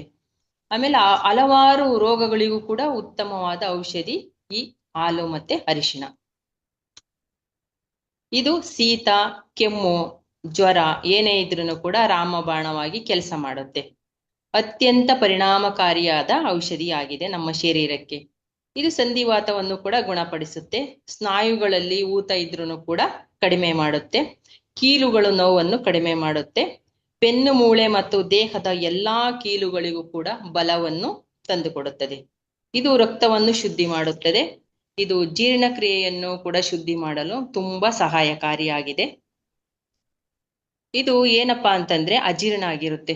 ಏನಾದ್ರೂ ಹೊರಗಡೆ ಊಟ ಮಾಡಿ ಬಂದಿರ್ತೀವಿ, ಆ ಕ್ಷಣನೇ ನಾವು ಮನೆಗೆ ಬಂದಾಗ ಸ್ವಲ್ಪ ಉಗುರು ಬೆಚ್ಚಗೆರ ನೀರ್ ಕುಡಿದ್ಬಿಟ್ಟು ಅವಾಗೇನು ಊಟ ಮಾಡಕ್ ಹೋಗ್ಬಾರ್ದು, ಖಾಲಿ ಹೊಟ್ಟೆವಿರ್ಬೇಕು. ಇದನ್ನ ಸೇವನೆ ಮಾಡಿದ್ರು ಕೂಡ ಆ ಅಜೀರ್ಣತೆ ಪರಿಶಮನ ಆಗುತ್ತೆ. ಇದು ಅರಿಶಿನ ಏನು ಅಂತಂದ್ರೆ ನಂಜು ನಿರೋಧಕ ಅಂತಾನೂ ಕೂಡ ಕರಿತೀವಿ ನಾವು. ಇದು ಕರುಳಿಗೂ ಕೂಡ ಉತ್ತಮವಾದ ಔಷಧಿಯಾಗಿದೆ. ಹುಣ್ಣು ಇದ್ರೂ, ಹೊಟ್ಟೆಲಿ ಹುಣ್ಣು ಇದ್ರೂ ಕೂಡ ಉಪಶಮನವಾಗುತ್ತೆ. ಇದು ದೇಹದ ಮೇಲ್ಭಾಗದಲ್ಲಿಯೂ ಕೂಡ, ದೇಹದ ಆಂತರಿಕವಾಗಿ ಹೇಳಿದ್ದೀಗ ಹಾಲಿನ ಜೊತೆ ಕುಡಿಯೋದು. ದೇಹದ ಮೇಲ್ಭಾಗ ಅಂದ್ರೆ ನಮ್ಮ ತ್ವಚೆ ಆಗಿರ್ಬೋದು, ಮುಖಕ್ಕೆ ಆಗಿರ್ಬೋದು, ಮುಖಕ್ಕೆ ಕಡ್ಲೆ ಹಿಟ್ಟು, ಒಂಚೂರು ಹಾಲು, ಅಡುಗೆ ಅರಿಶಿನ, ಇದನ್ನೆಲ್ಲ ಫುಲ್ಲು ಮಸಾಜ್ ಮಾಡ್ಬಿಟ್ಟು ಒಂಚೂರು ಮುಖಕ್ಕೆಲ್ಲ ಲೇಪನ ಮಾಡೋದ್ರಿಂದನೂ ಕೂಡ ಮುಖದ ಕಾಂತಿ ತುಂಬಾ ಚೆನ್ನಾಗಾಗುತ್ತೆ. ಕಡ್ಲೆ ಹಿಟ್ಟು ಕೂಡ ಒಂದು ಮಹಾರಾಣಿ ಅಂತಾನೆ ಹೇಳ್ಬೋದು. ಈಗ ಬ್ಯೂಟಿ ಪಾರ್ಲರಿಗೆ ಹೋಗೋ ಬದಲು ಉತ್ತಮವಾಗಿ ನಮ್ಮ ಆಂತರಿಕವಾದ ಮತ್ತು ಬಾಹ್ಯವಾದ ಎರಡೂ ಸೌಂದರ್ಯವನ್ನ ಹಾಲು ಅರಿಶಿಣದಿಂದ ನಾವು ಉತ್ತಮವಾದ ಫಲಿತಾಂಶವನ್ನ ಪಡಿಬಹುದು. ಚರ್ಮದ ಕಾಂತಿಯನ್ನು ಹೆಚ್ಚಿಸುತ್ತದೆ. ಇದು ವಾತ, ಪಿತ್ತ ಮತ್ತು ಕಫ ದೋಷಗಳನ್ನು ಕೂಡ ನಿವಾರಣೆ ಮಾಡುತ್ತದೆ. ಸಕ್ಕರೆ ಕಾಯಿಲೆ ಇದ್ದವರಿಗೂ ಕೂಡ, ಮೂತ್ರ ರೋಗ ಇರುತ್ತಲ್ಲ, ಸಕ್ಕರೆ ಕಾಯಿಲೆ ಇದ್ದವರಿಗೆ ಅವರಿಗೂ ಕೂಡ ಇದು ಉತ್ತಮವಾದ ಔಷಧಿಯಾಗಿದೆ. ಇದರಲ್ಲಿ ಕಹಿ ಗುಣ ಇರುವ ಕಾರಣವೂ ಕೂಡ ಪಿತ್ತ ದೋಷ ನಿವಾರಣೆಯಾಗುತ್ತದೆ.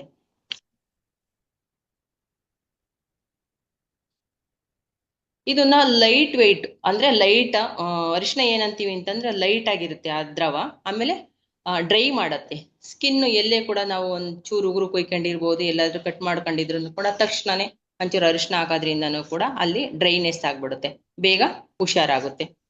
ಇದು ಕಾಮನ್ ಆಗಿ ಈಗ ಹಾಸ್ಪಿಟ್ಲಿಗೆ ಹೋಗ್ದೇನೆ ಇವೆಲ್ಲ ಮಾಡ್ಕೋಬಹುದು. ಇದೊಂದು ರೆಮಿಡಿಯಿಂದ ರಕ್ತ ಶುದ್ಧಿ ಮಾಡುತ್ತೆ. ಆಮೇಲೆ ಕೊಬ್ಬನ್ನು ಕರಗಿಸುತ್ತೆ. ತುಂಬಾ ಅದ್ಭುತವಾದ ರಾಮಬಾಣ ಅಂದ್ರೆ ಇದು ನಾನೇ ಉಪಯೋಗಿಸಿದೀನಿ. ಬೆಳಗ್ಗೆ ಖಾಲಿ ಹೊಟ್ಟೆಗೆ ಮಾಡಿರೋದ್ರಿಂದ ಕೊಬ್ಬು ಎಲ್ಲೆಲ್ಲಿ ಎಕ್ಸ್ಟ್ರಾ ಕೊಬ್ಬು ಶೇಖರಣೆ ಆಗಿರುತ್ತದೋ ಅದು ಖಾಲಿ ಆಗುತ್ತೆ. ಬರ್ತಾ ಬರ್ತಾ ದಿನೇ ದಿನೇ 41 ದಿನ ಕಂಪಲ್ಸರಿ ಇದನ್ನ ಮಾಡಿದಾಗ ಉತ್ತಮವಾದ ರಿಸಲ್ಟ್ ನನಗೆ ಬಂದಿದೆ. ಆದ ಕಾರಣ ನಾನ್ ಮಾಡ್ಬಿಟ್ಟು ಈಗ ನಿಮಗೆ ಹೇಳ್ತಾ ಇದ್ದೀನಿ, ಎಲ್ಲರೂ ಕೂಡ ಮಾಡ್ಬೋದು. ಆಮೇಲೆ ಪ್ರತಿದಿನ ತೆಗೆದುಕೊಳ್ಬೇಕು. ಶುಗರ್ ಇದ್ದವರು ಕೂಡ ತಗೋಬಹುದು. ಇದು ಚರ್ಮ ರೋಗಕ್ಕೆ, ಶುಗರ್ ಇದ್ದವ್ರಿಗೂ ಕೂಡ ಅಲ್ಲಲ್ಲೇ ಚರ್ಮ ರೋಗ ಆಗ್ಬಿಡುತ್ತೆ. ಏನಾದ್ರು ಒಂಚೂರು ತಾಕಿದ್ರೆ ಸಾಕು ಅವ್ರಿಗೆ ಗಾಯ ಆಗುತ್ತೆ, ಬೇಗ ಮಾಯೋದಿಲ್ಲ. ಸಕ್ಕರೆ ಕಾಯಿಲೆ ಇದ್ದವರಿಗೆ ಅವ್ರಿಗೂ ಕೂಡ ಇದು ಉತ್ತಮವಾದ ಔಷಧಿಯಾಗಿದೆ. ಆಮೇಲೆ ಗರ್ಭಾಶಯ ಶುದ್ಧಿ ಆಗುತ್ತೆ. ಇದನ್ನು ಕುಡಿಯೋದ್ರಿಂದ ಯಾರಿಗೆಲ್ಲ ಗರ್ಭಾಶಯದಲ್ಲಿ ಒಂದು ಉಣ್ಣೆ ಆಗಿರ್ಬೋದು, ಇಲ್ಲ ಬೇಗ ಆಗ್ತಿರೋದಿಲ್ಲ, ಅವ್ರಿಗೂ ಕೂಡ ಇದನ್ನ ಮಾಡಿದ್ರೆ ಉತ್ತಮವಾದ ಒಂದು ಫಲಿತಾಂಶ ಬರುತ್ತೆ. ಆಮೇಲೆ ಬಾಣತಿಗೆ ತಾಯಿ ಹಾಲನ್ನು ಶುದ್ಧಿ ಮಾಡುತ್ತೆ. ಮಗುವಿಗೆ ಶುದ್ಧಿಯಾದ ಹಾಲು ಸಿಗುತ್ತೆ. ಆಮೇಲೆ ಇನ್ನೊಂದು ಹೇಳ್ಬೇಕು ಅಂತಂದ್ರೆ ಹಾಲಿಗೆ ತುಪ್ಪ ಹಾಕಿ ಕುಡಿಯೋದ್ರಿಂದನೂ ಕೂಡ ತುಪ್ಪ ಮತ್ತೆ ಒಂದೇ ಒಂದು ಕಾಳುಮೆಣಸು ಹಾಕಿ ಸೇವನೆ ಮಾಡೋದ್ರಿಂದನೂ ಕೂಡ ಉತ್ತಮವಾದ ಫಲಿತಾಂಶ ಉಂಟಾಗುತ್ತೆ. ಬೇಸಿಗೆಯಲ್ಲಿ ಹಾಲಿನ ಜೊತೆ ಕುಡಿಬಹುದು. ಬೇಸಿಗೆ ಕಾಲದಲ್ಲಿ ಮಳೆಗಾಲ ಬಂತು ಅಂದ್ರೆ ಒಂದ್ ಸ್ವಲ್ಪ ಕಾಳುಮೆಣಸು ಹಾಕ್ಬಹುದು. ಶುದ್ಧವಾದ ಅರಿಶಿನ ಪುಡಿ ಮತ್ತು ನಲ್ಲಿಕಾಯಿ ಚೂರ್ಣ ಮಾಡಿ ಪುಡಿ ಮಾಡಿ ಸೇವನೆ ಮಾಡೋದ್ರಿಂದ ಯಾವಾಗ ಮಳೆಗಾಲದಲ್ಲಿ ಅದು ಕೂಡ ಉತ್ತಮವಾದ ಒಂದು ಔಷಧಿ ಗುಣವನ್ನು ಹೊಂದಿರುತ್ತದೆ. ಇದನ್ನ ನಾವೇನಂತೀವಿ ಅಂದ್ರೆ ಗೋಲ್ಡನ್ ಮಿಲ್ಕ್ ಅಂತ ಕರಿತೀವಿ. ಹೊರಗಡೆ ಮತ್ತು ಒಳಗಡೆ ಎರಡನ್ನೂ ಕೂಡ ಉತ್ತಮವಾದ ತ್ವಚೆ, ನಮ್ಮ ಆರೋಗ್ಯ ಎರಡಕ್ಕೂ ಉತ್ತಮವಾದ ಒಂದು ಔಷಧಿ ಅಂತಂದ್ರೆ ಹಾಲು ಮತ್ತೆ ಅರಿಶಿನ ಪುಡಿ. ಅಂಗಡಿಲಿ ಸಿಗೋದಂತೂ ಬೇಡವೇ ಬೇಡ. ಅದು ಏನಪ್ಪಾ ಅಂತಂದ್ರೆ ಅಂಗಡಿಲಿ ಕೆಮಿಕಲ್ ಮಿಕ್ಸ್ ಮಾಡಿರ್ತಾರೆ, ಅವ್ರದೇ ಆದ ಒಂದು ಬಣ್ಣ ಕಟ್ಟಿರ್ತಾರೆ. ಹಾಗಾಗಿ ಆ ಅರಿಶಿನ ಪುಡಿ ಬೇಡ. ನಾವೇ ಮನೆಯಲ್ಲಿ ಮಾಡಿರುವಂತಹ ಒಂದು ಅರಿಶಿನ ಪುಡಿ ಮತ್ತೆ ಒಂದು ಪರಿಶುದ್ಧವಾದ ಶುದ್ಧ ಹಸಿವಿನ ಹಾಲು, ಇದು ಎರಡರ ಉಪಯೋಗವನ್ನು ನಾನು ಇಲ್ಲಿವರೆಗೂ ಇಷ್ಟು ಹೇಳಕ್ ಇಷ್ಟಪಟ್ಟಿದ್ದೀನಿ. ಯಾರಿಗಾದ್ರೂ ಇಷ್ಟ ಆಗಿದ್ರೆ ದಯಮಾಡಿ ಮಾಡ್ಕೊಳ್ಳಿ. ಬೆಳಗ್ಗೆ ಖಾಲಿ ಹೊಟ್ಟೆಗೆ ಮಾಡಿ, ರಾತ್ರಿ ಒಂದೊತ್ತು ಊಟ ಬಿಟ್ಬಿಟ್ಟು ಕೂಡ ಇದನ್ನು ಸೇವನೆ ಮಾಡಿ ಉತ್ತಮವಾದ ಆರೋಗ್ಯ ನಮ್ಮದಾಗುತ್ತದೆ. ನಮ್ಮ ಕೈಯಲ್ಲಿ ನಮ್ಮ ಆರೋಗ್ಯ. ನಮ್ಮ ಆರೋಗ್ಯ ನಮ್ಮ ಅಡಿಗೆ ಮನೆಯಲ್ಲಿ. ನಮ್ಮ ಉತ್ತಮವಾದ ಭವಿಷ್ಯಕ್ಕಾಗಿ ನಮ್ಮ ಮಹಾವತಾರ್ ಫೌಂಡೇಶನ್ನಿಗೆ ಸೇರಿಕೊಳ್ಳಿ. ಇಲ್ಲಿ ಸಿಗುವಂತಹ ದೇಹಕ್ಕೆ ಯೋಗ, ಮನಸ್ಸಿಗೆ ಪ್ರಾಣಾಯಾಮ, ಧ್ಯಾನ ಮುಖ್ಯವಾದದ್ದು. ಇದೆಲ್ಲ ಎಲ್ಲಿ ಸಿಗುತ್ತೆ ಅಂದ್ರೆ ನಮ್ಮ ಈ ಮಹಾವತಾರ್ ಫೌಂಡೇಶನ್ ಇಲ್ಲೇ ಸಿಗುತ್ತೆ.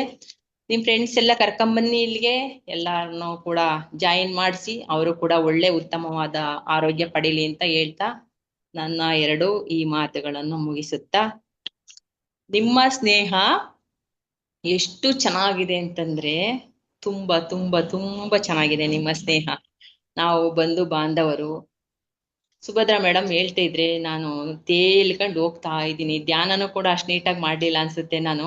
ಅವ್ರದ್ದು ಕೇಳ್ತಾ ಕೇಳ್ತಾ ಕೇಳ್ತಾ ಸುಮ್ನೆ ಹಿಂಗ್ ತೇಲ್ಕೊಂಡು ಹಿಂಗ್ ಹೋಗ್ತಾ ಇದ್ದೀನಿ. ಇನ್ನೂ ಒಂದು ಅನುಭವ ಆಗ್ಬಿಟ್ಟು ಅದಕ್ಕೆ ಮೇಡಮ್ಗೆ ತಗೊಳ್ಳಿ ಇನ್ನು 10 ನಿಮಿಷ ನೀವೇ ಟೈಮ್ ಅಂತ ಹೇಳ್ತೀನಿ ಮೇಡಮ್. ಆಭಾರಿಯಾಗಿದ್ದೀನಿ ಮ್ಯಾಮ್ ನಿಮ್ಮ ಒಂದು ಅದ್ಭುತವಾದ ಇವತ್ತಿನ ಧ್ಯಾನ ಹಂಚಿಕೆಗೆ ನನ್ನ ಕಡೆಯಿಂದನೇ ಅದ್ಭುತವಾದ ಧನ್ಯವಾದ. ಯೋಗ ಪ್ರತಿಷ್ಠಾರ ತುಂಬಾ ಅದ್ಭುತವಾಗಿತ್ತು ಮ್ಯಾಮ್. ಅಂದ್ರೆ ಇದನ್ನೆಲ್ಲ ನಾವು ಫಾಲೋ ಮಾಡ್ಕೊಂಡಾಗ ಧ್ಯಾನಿಗಳು ಆಗಿರೋದ್ರಿಂದ ಅಲ್ಪ ಸ್ವಲ್ಪ ಆಗುತ್ತೆ ನಮ್ಗೆ. ತೀರಾ ಅರ್ಥ ಆಗ್ದಂಗೇನಿರಲ್ಲ, ಅರ್ಥ ಆಗುತ್ತೆ. ನಾವು ಏನ್ ಬೇಕು ಅದನ್ನ ಮಾತ್ರ ತಗೋಬೇಕು, ಏನ್ ಬೇಡವೋ ಅದನ್ನ ಬಿಟ್ಬಿಡ್ಬೇಕು. ಎಲ್ಲ ನಮ್ ಜೊತೆಲೇ ಮೂಟೆ ತರ ಕಟ್ಕೊಂಡು ಹೋಗೋದ್ ಬೇಡ ಅಂತ ಹೇಳ್ಬಿಟ್ಟು ಇಷ್ಟ ಹೇಳಕ್ ಇಷ್ಟಪಡ್ತೀನಿ ಮ್ಯಾಮ್. Thank you. ಒಂದೆರಡೇ ಲೈನ್ ಹಾಡು ಹೇಳ್ತೀನಿ. ನಮ್ಮ ಸಾಧನೆಗೆ ಬೇಕಾಗಿರುವಂತದ್ದು ಮೇಡಮ್ ಅಷ್ಟೇ. ನಿಮ್ಮೆಲ್ಲರಿಗಾಗಿ ನನ್ನ 2 ಲೈನು. ಎಲೆಗಳು ನೂರಾರು, ಭಾವದ ಎಲೆಗಳು ನೂರಾರು, ಎಲೆಗಳ ಬಣ್ಣ ಒಂದೇ ಹಸಿರು, ಜಾತಿ ಭಾಷೆ ಪಂಥ ಹಲವು, ಜಾತಿ ಭಾಷೆ ಪಂಥ ಹಲವು, ಕಟ್ಟೋಣ ನಾಡನ್ನು ಕಟ್ಟೋಣ. ಮಹಾವತಾರ್ ಫೌಂಡೇಶನ್ ಬಂದಿದೀವಿ ಮೇಡಮ್. ನೀವೆಲ್ಲ ಎಲೆಗಳ ರೀತಿನೇ ಕಾಣ್ತಾ ಇದೀವಿ, ಆದ್ರೆ ಬಣ್ಣ ಮಾತ್ರ ಬೇರೆ ಬೇರೆ ಇರ್ಬೋದು, ಆದ್ರೆ ಎಲ್ಲ ಆತ್ಮನು ಒಂದೇ ಆಗಿದೆ, ಮನಸ್ಸು ಕೂಡ ಒಂದೇ ಆಗಿದೆ. Thank you thank you thank you thank you Jyoti ma'am, Lakshmi ma'am. ತುಂಬಾ ಅರ್ಥಪೂರ್ಣವಾಗಿ ತಿಳಿಸಿದ್ರಿ ಮೇಡಮ್. ಯಶೋಧ ಮೇಡಮ್ ಚೆನ್ನಾಗಿ ಹೇಳಿದ್ರಿ. ಮತ್ತೆ ಹಾಲು ಮತ್ತೆ ನೀರಿನ ಬಗ್ಗೆನೂ ತುಂಬಾ ಚೆನ್ನಾಗಿ ತಿಳಿಸ್ಕೊಟ್ರಿ ಮೇಡಮ್. ಅರಿಶಿಣದ ಹಾಲು ಯಾವಾಗಾದ್ರೂ ನೆಗಡಿ ಆದಾಗ ಮಾಡ್ತಿದ್ವಿ. ಹಾಲು ಮತ್ತು ಹರಿಶಿಣದ ಬಗ್ಗೆ ತುಂಬಾ ಚೆನ್ನಾಗಿ ಮ್ಯಾಮ್. ಎಸ್ ಮಾಸ್ಟರ್ಸ್, ಇಲ್ಲಿ ತನಕ ಸುಭದ್ರಾ ಮೇಡಮ್ ಅವರು ಮತ್ತೆ ಯಶೋಧ ಮೇಡಮ್ ಅವರು ಸಮಗ್ರ ಜೀವನ ಶೈಲಿ ಭಾಗದಲ್ಲಿ ಸ್ವಾಧ್ಯಾಯವನ್ನ ತುಂಬಾ ಚೆನ್ನಾಗಿ ನೀಡಿದ್ದಾರೆ. ನಿಮ್ಮ ಅನಿಸಿಕೆಗಳು ಮತ್ತೆ ನಿಮ್ದು ಏನಾದ್ರೂ ಕ್ವಶನ್ ಆನ್ಸರ್ ಇದ್ರೆ ಹ್ಯಾಂಡ್ ರೈಸ್ ಮಾಡಿ ಮಾಸ್ಟರ್ಸ್. ಇನ್ನು ನಮ್ಗೆ 10 ನಿಮಿಷ ಕಾಲಾವಕಾಶ ಇದೆ. ಅಷ್ಟರಲ್ಲಿ ನಾವು ಕ್ವಶನ್ ಆನ್ಸರ್ ಆಗ್ಲಿ ಅಥವಾ ಸಹ ಸಮಗ್ರ ಜೀವನ ಶೈಲಿ ಭಾಗದಲ್ಲಿ ಅಷ್ಟು ಚೆನ್ನಾಗಿ ಸ್ವಾಧ್ಯಾಯವನ್ನ ಕೊಟ್ಟಿದ್ದಾರೆ ಮಾಸ್ಟರ್ಸ್. ಹಾಗಾಗಿ ತಾವು ಹ್ಯಾಂಡ್ ರೈಸ್ ಮಾಡಿ ನಿಮ್ಮ ಅನಿಸಿಕೆಗಳನ್ನ ಕ್ವಶನ್ ಏನು ಇಲ್ಲ ಅಂದ್ರೆ ಅಟ್ಲೀಸ್ಟ್ ಅನಿಸಿಕೆಗಳನ್ನ ಶೇರ್ ಮಾಡ್ಕೊಳ್ಳಿ ಮಾಸ್ಟರ್ಸ್, ಯಾವ್ದು ಕ್ಲಾಸು ಅಂತ.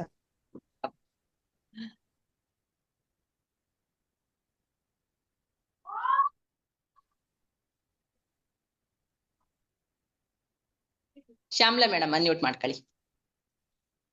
ನಮಸ್ತೆ ಮೇಡಮ್. ನಮಸ್ತೆ ಸುಭದ್ರಾ ಮೇಡಮ್. ನಮಸ್ತೆ ನಮಸ್ತೆ ನಮಸ್ತೆ ಸುಭದ್ರಾ ಮೇಡಮ್, ತುಂಬಾ ಚೆನ್ನಾಗಿ ಹೇಳಿದ್ರಿ madam.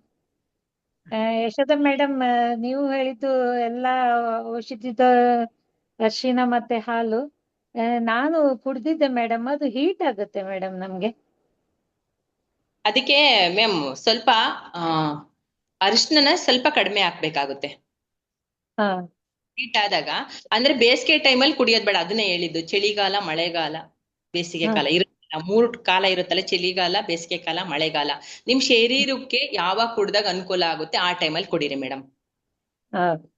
Thank you. Okay, thank you ma'am.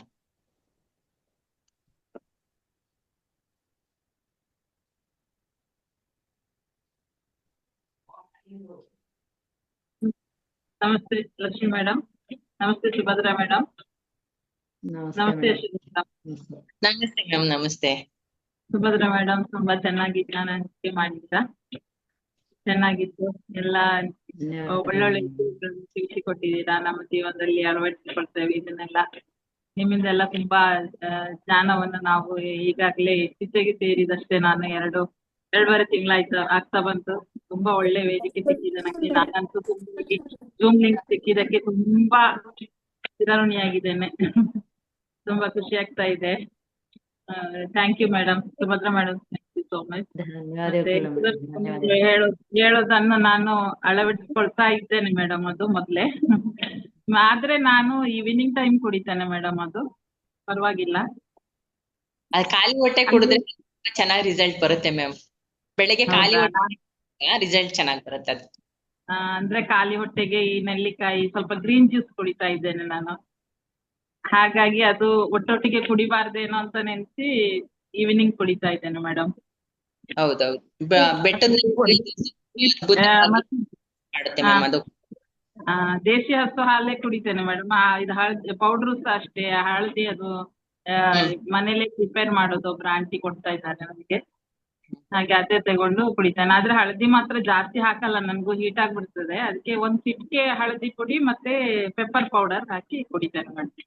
ನಮ್ಮ ಶರೀರದ ಉಷ್ಣತೆ ಅಥವಾ ಶೀತ ಏನಿರುತ್ತೋ ಅದನ್ನ ನೋಡ್ಕೊಂಡು ನಾವು ಕುಡಿಬೇಕು ಮೇಡಮ್. ನಮ್ದು ಶರೀರ ಶೀತ ಅಂತಂದ್ರೆ ಓಕೆ, ಹೀಟ್ ಆಗಿದ್ರೆ ಮಳೆಗಾಲದಲ್ಲಿ ಕುಡಿಯೋದು ಉತ್ತಮ ಮ್ಯಾಮ್. ಅದೇ ಸ್ವಲ್ಪ ಕಡಿಮೆ, ಅದನ್ನ ಕ್ವಾಂಟಿಟಿ ಸ್ವಲ್ಪ ಕಡಿಮೆ ಹಾಕ್ತೇನೆ ನಾನು, ಜಾಸ್ತಿ ಹಾಕಲ್ಲ madam. Thank you so much madam, thank you so much. Yes masters, ಇನ್ನ ಯಾರಾದ್ರೂ ಹ್ಯಾಂಡ್ ರೈಸ್ ಮಾಡಿ ನಿಮ್ದು ಕ್ವಶನ್ ಆನ್ಸರ್ ಇರೋರು ನಿಮ್ಮ ಅನಿಸಿಕೆ ಶೇರ್ ಮಾಡ್ಕೊಳ್ಳಿ masters. Umadevi ma'am. Umadevi ma'am ಮಾತಾಡಿ ಮ್ಯಾಮ್. ನಮಸ್ತೆ ಲಕ್ಷ್ಮಿ ಮಹೇಶ್ ಮೇಡಮ್. ನಮಸ್ತೆ. ನಮಸ್ತೆ ನಮಸ್ತೆ ಸುಭದ್ರಾ ಮೇಡಮ್. ನಮಸ್ತೆ ಯಶೋಧ ಮೇಡಮ್. ನಾನು ನಮ್ಮ ಮನೇಲಿ ಗ್ಯಾಸ್ ಬಂತು, ಹಂಗಾಗಿ ನಾನು ಸುಭದ್ರಾ ಮೇಡಮ್ ಸಾಧ್ಯ ಕೇಳಕ್ ಆಗ್ಲಿಲ್ಲ. ಆದ್ರೆ ಅವರು ಪ್ರತಿಯೊಂದು ಕ್ಲಾಸ್ ಅಲ್ಲೂ ಪ್ರತಿಯೊಬ್ಬರು ಏನೇ ಕ್ಲಾಸ್ ತಗೊಂಡ್ರು ಅವರು ಧನ್ಯವಾದಗಳನ್ನ ಪ್ರತಿಯೊಬ್ಬರಿಗೂ ಸಲ್ಲಿಸ್ತಾರ ಅವರು. ಹಾಗಾಗಿ ನಾನು ಕ್ಲಾಸ್ ಕೇಳಿದ್ರೂ ಪರವಾಗಿಲ್ಲ, ಅವ್ರಿಗೆ ಧನ್ಯವಾದ ಹೇಳ್ಬೇಕು ಕ್ಲಾಸ್ ತಗೊಂಡಿದ್ದಕ್ಕೆ ಅಂತ ನಾನು ಮಾಡಿದೆ ಮೇಡಮ್. ನಿಮಗೆ ಕ್ಲಾಸ್ ತಗೊಂಡೆ ಇನ್ನೊಂದ್ಸಲ ನಮ್ಮ ವಿಡಿಯೋ ಬಂದ ನೋಡ್ತೀನಿ ಮೇಡಮ್, ನಾನು ನೋಡಿಲ್ಲ. ಅದು ಲಾಸ್ಟ್ ನೋಡಿದೆ. ಒಳ್ಳೆ ಸ್ವಾಧ್ಯಾಯ ಕೊಟ್ಟಿದೆ madam. Thank you madam, thank you very much. Yashodha madam ಅಷ್ಟೇನೆ, ಅವರು ಯಾರೇ ಕ್ಲಾಸ್ ತಗೊಳ್ಳಿ ಅವ್ರ ಧನ್ಯವಾದನೆ ಪ್ರತಿಯೊಬ್ಬರಿಗೆ. ಇಬ್ರು ಅದೇ ತರಾನೇ ಇದ್ದಾರೆ, ಅವರು ಅಷ್ಟೇ, ಯಶೋಧ ಮೇಡಮ್ ಅಷ್ಟೇ. ಪ್ರತಿಯೊಬ್ರು ಯಾರೇ ಮಾತಾಡ್ಲಿ ಅವ್ರ ಧನ್ಯವಾದನ ಸಲ್ಲಿಸ್ತಾರೆ.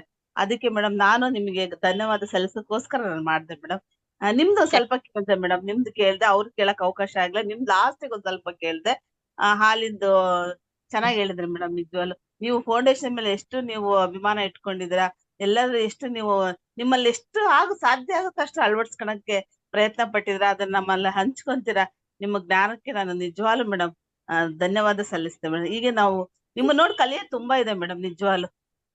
ಎಲ್ಲ ಯೂನಿವರ್ಸ್ ಮೇಡಮ್, ನಮ್ದೇನಿಲ್ಲ, ನಾವು ಅಂತ ಇಲ್ಲಿ ಹೇಳ್ಕೊಳಕ್ ಏನಿಲ್ಲ ಮೇಡಮ್. ಫೌಂಡೇಶನ್ ನಮಗೆ ಒಂದು ಗುರು ಆಗಿ ನಮ್ಮ ರಂಗನಾಥ್ ಸಾರ್ಗಳು, ಆಮೇಲೆ ನಮ್ಮ ಪತ್ರಿಜಿ ಅವರು ಈ ವೇದಿಕೆ ನಿರ್ಮಾಣ ಮಾಡ್ಕೊಟ್ಟಿದಾರಲ್ಲ, ಅವ್ರಿಗೆ ಯಾವಾಗ್ಲೂ ಕೃತಜ್ಞತೆ ಹೇಳ್ತಾನೆ ಇರ್ಬೇಕು ಮ್ಯಾಮ್. ಪ್ರತಿಯೊಬ್ರಿಗೂನು ಈ ಆತ್ಮ ಬಂಧುಗಳು ಏನ್ ನೀವೆಲ್ಲ ಕಾಣಿಸ್ತಿದ್ದೀರಾ, ನನಗ್ ಕಾಣಿಸ್ತಿರೋದು ದೇವರು ಅಂತಾನೆ ಕಾಣಿಸ್ತೀರಾ. ಯಾರ ಮುಖದಲ್ಲೂ ಕೂಡ ಭೇದ ಭಾವ ಇಲ್ಲ, ಯಾರ ಮನ್ಸಲ್ಲೂ ಕೂಡ ಬೇರೆ ಆಲೋಚನೆ ಇಲ್ಲ. ಏನು ನಾವು ಜ್ಞಾನಿಗಳಿಲ್ಲಿದ್ದೀವಿ, ಧ್ಯಾನ ಮಾಡ್ತಾ ಅಜ್ಞಾನವನ್ನು ದೂರ ಮಾಡಿ ಜ್ಞಾನದ ಕಡೆ ಬಂದಿದೀವಿ. ಒಂದು ಮುಕ್ತಿ ಮೋಕ್ಷ ಪಡಿಲಿಕ್ಕೆ ಇವತ್ತು ನಮ್ ಮೇಡಮ್ ಅದೇ ಬಗ್ಗೆ ಮಾತಾಡಿದ್ರಲ್ವಾ, ನಾವು ಮುಕ್ತಿಯಿಂದ ಮೋಕ್ಷ ಪಡಿಬೇಕು ಅಂತಂದ್ರೆ ಈ ವೇದಿಕೆಯಲ್ಲಿ ಇದ್ರೆ ಖಂಡಿತ 100% ನಾವ್ ಅಲ್ಲಿಗೆ ಹೋಗ್ತೇವೆ. ನಿಜ ಮೇಡಮ್, ನಿಜ ನಿಜ. ಅದೇ ಮೇಡಮ್, ಇನ್ಸ್ಪೈರ್ ಆಗಿನೇ ಮೇಡಮ್ ನಾನು ಶಿವಂಬು ಚಿಕಿತ್ಸೆ ತಗೊಂಡಿದ್ದು. ಅಳಿಸ್ಕೊಂಡು ಆಚರಣೆ ತಂದಿದ್ದೀರಾ, ಅದನ್ನ ನೀವು ವ್ಯಕ್ತಪಡಿಸ್ತೀರ. ಆಚರಣೆ ತಗೊಂಡು ವ್ಯಕ್ತಪಡಿಸ್ತೀರ. ನಾವು ಕೇಳ್ಬಿಟ್ಟು ಎಷ್ಟೋ ನಾವು ಆಚರಣೆ ಮಾಡಿರಲ್ಲ, ಆದ್ರೆ ನೀವು ಅದನ್ನ ಪ್ರತಿಯೊಂದು ಆಚರಣೆ ಮಾಡಿ ಅದನ್ನ ವ್ಯಕ್ತಪಡಿಸ್ತೀರಲ್ಲ ಮೇಡಮ್, ಅದು ತುಂಬಾ thank you madam, thank you. ಇಲ್ಲ ಮೇಡಮ್, ಈಗ ನಮ್ಮನ್ನ ನಾವು ಹೇಳ್ಕೊಳಕ್ ಆಗಲ್ಲ.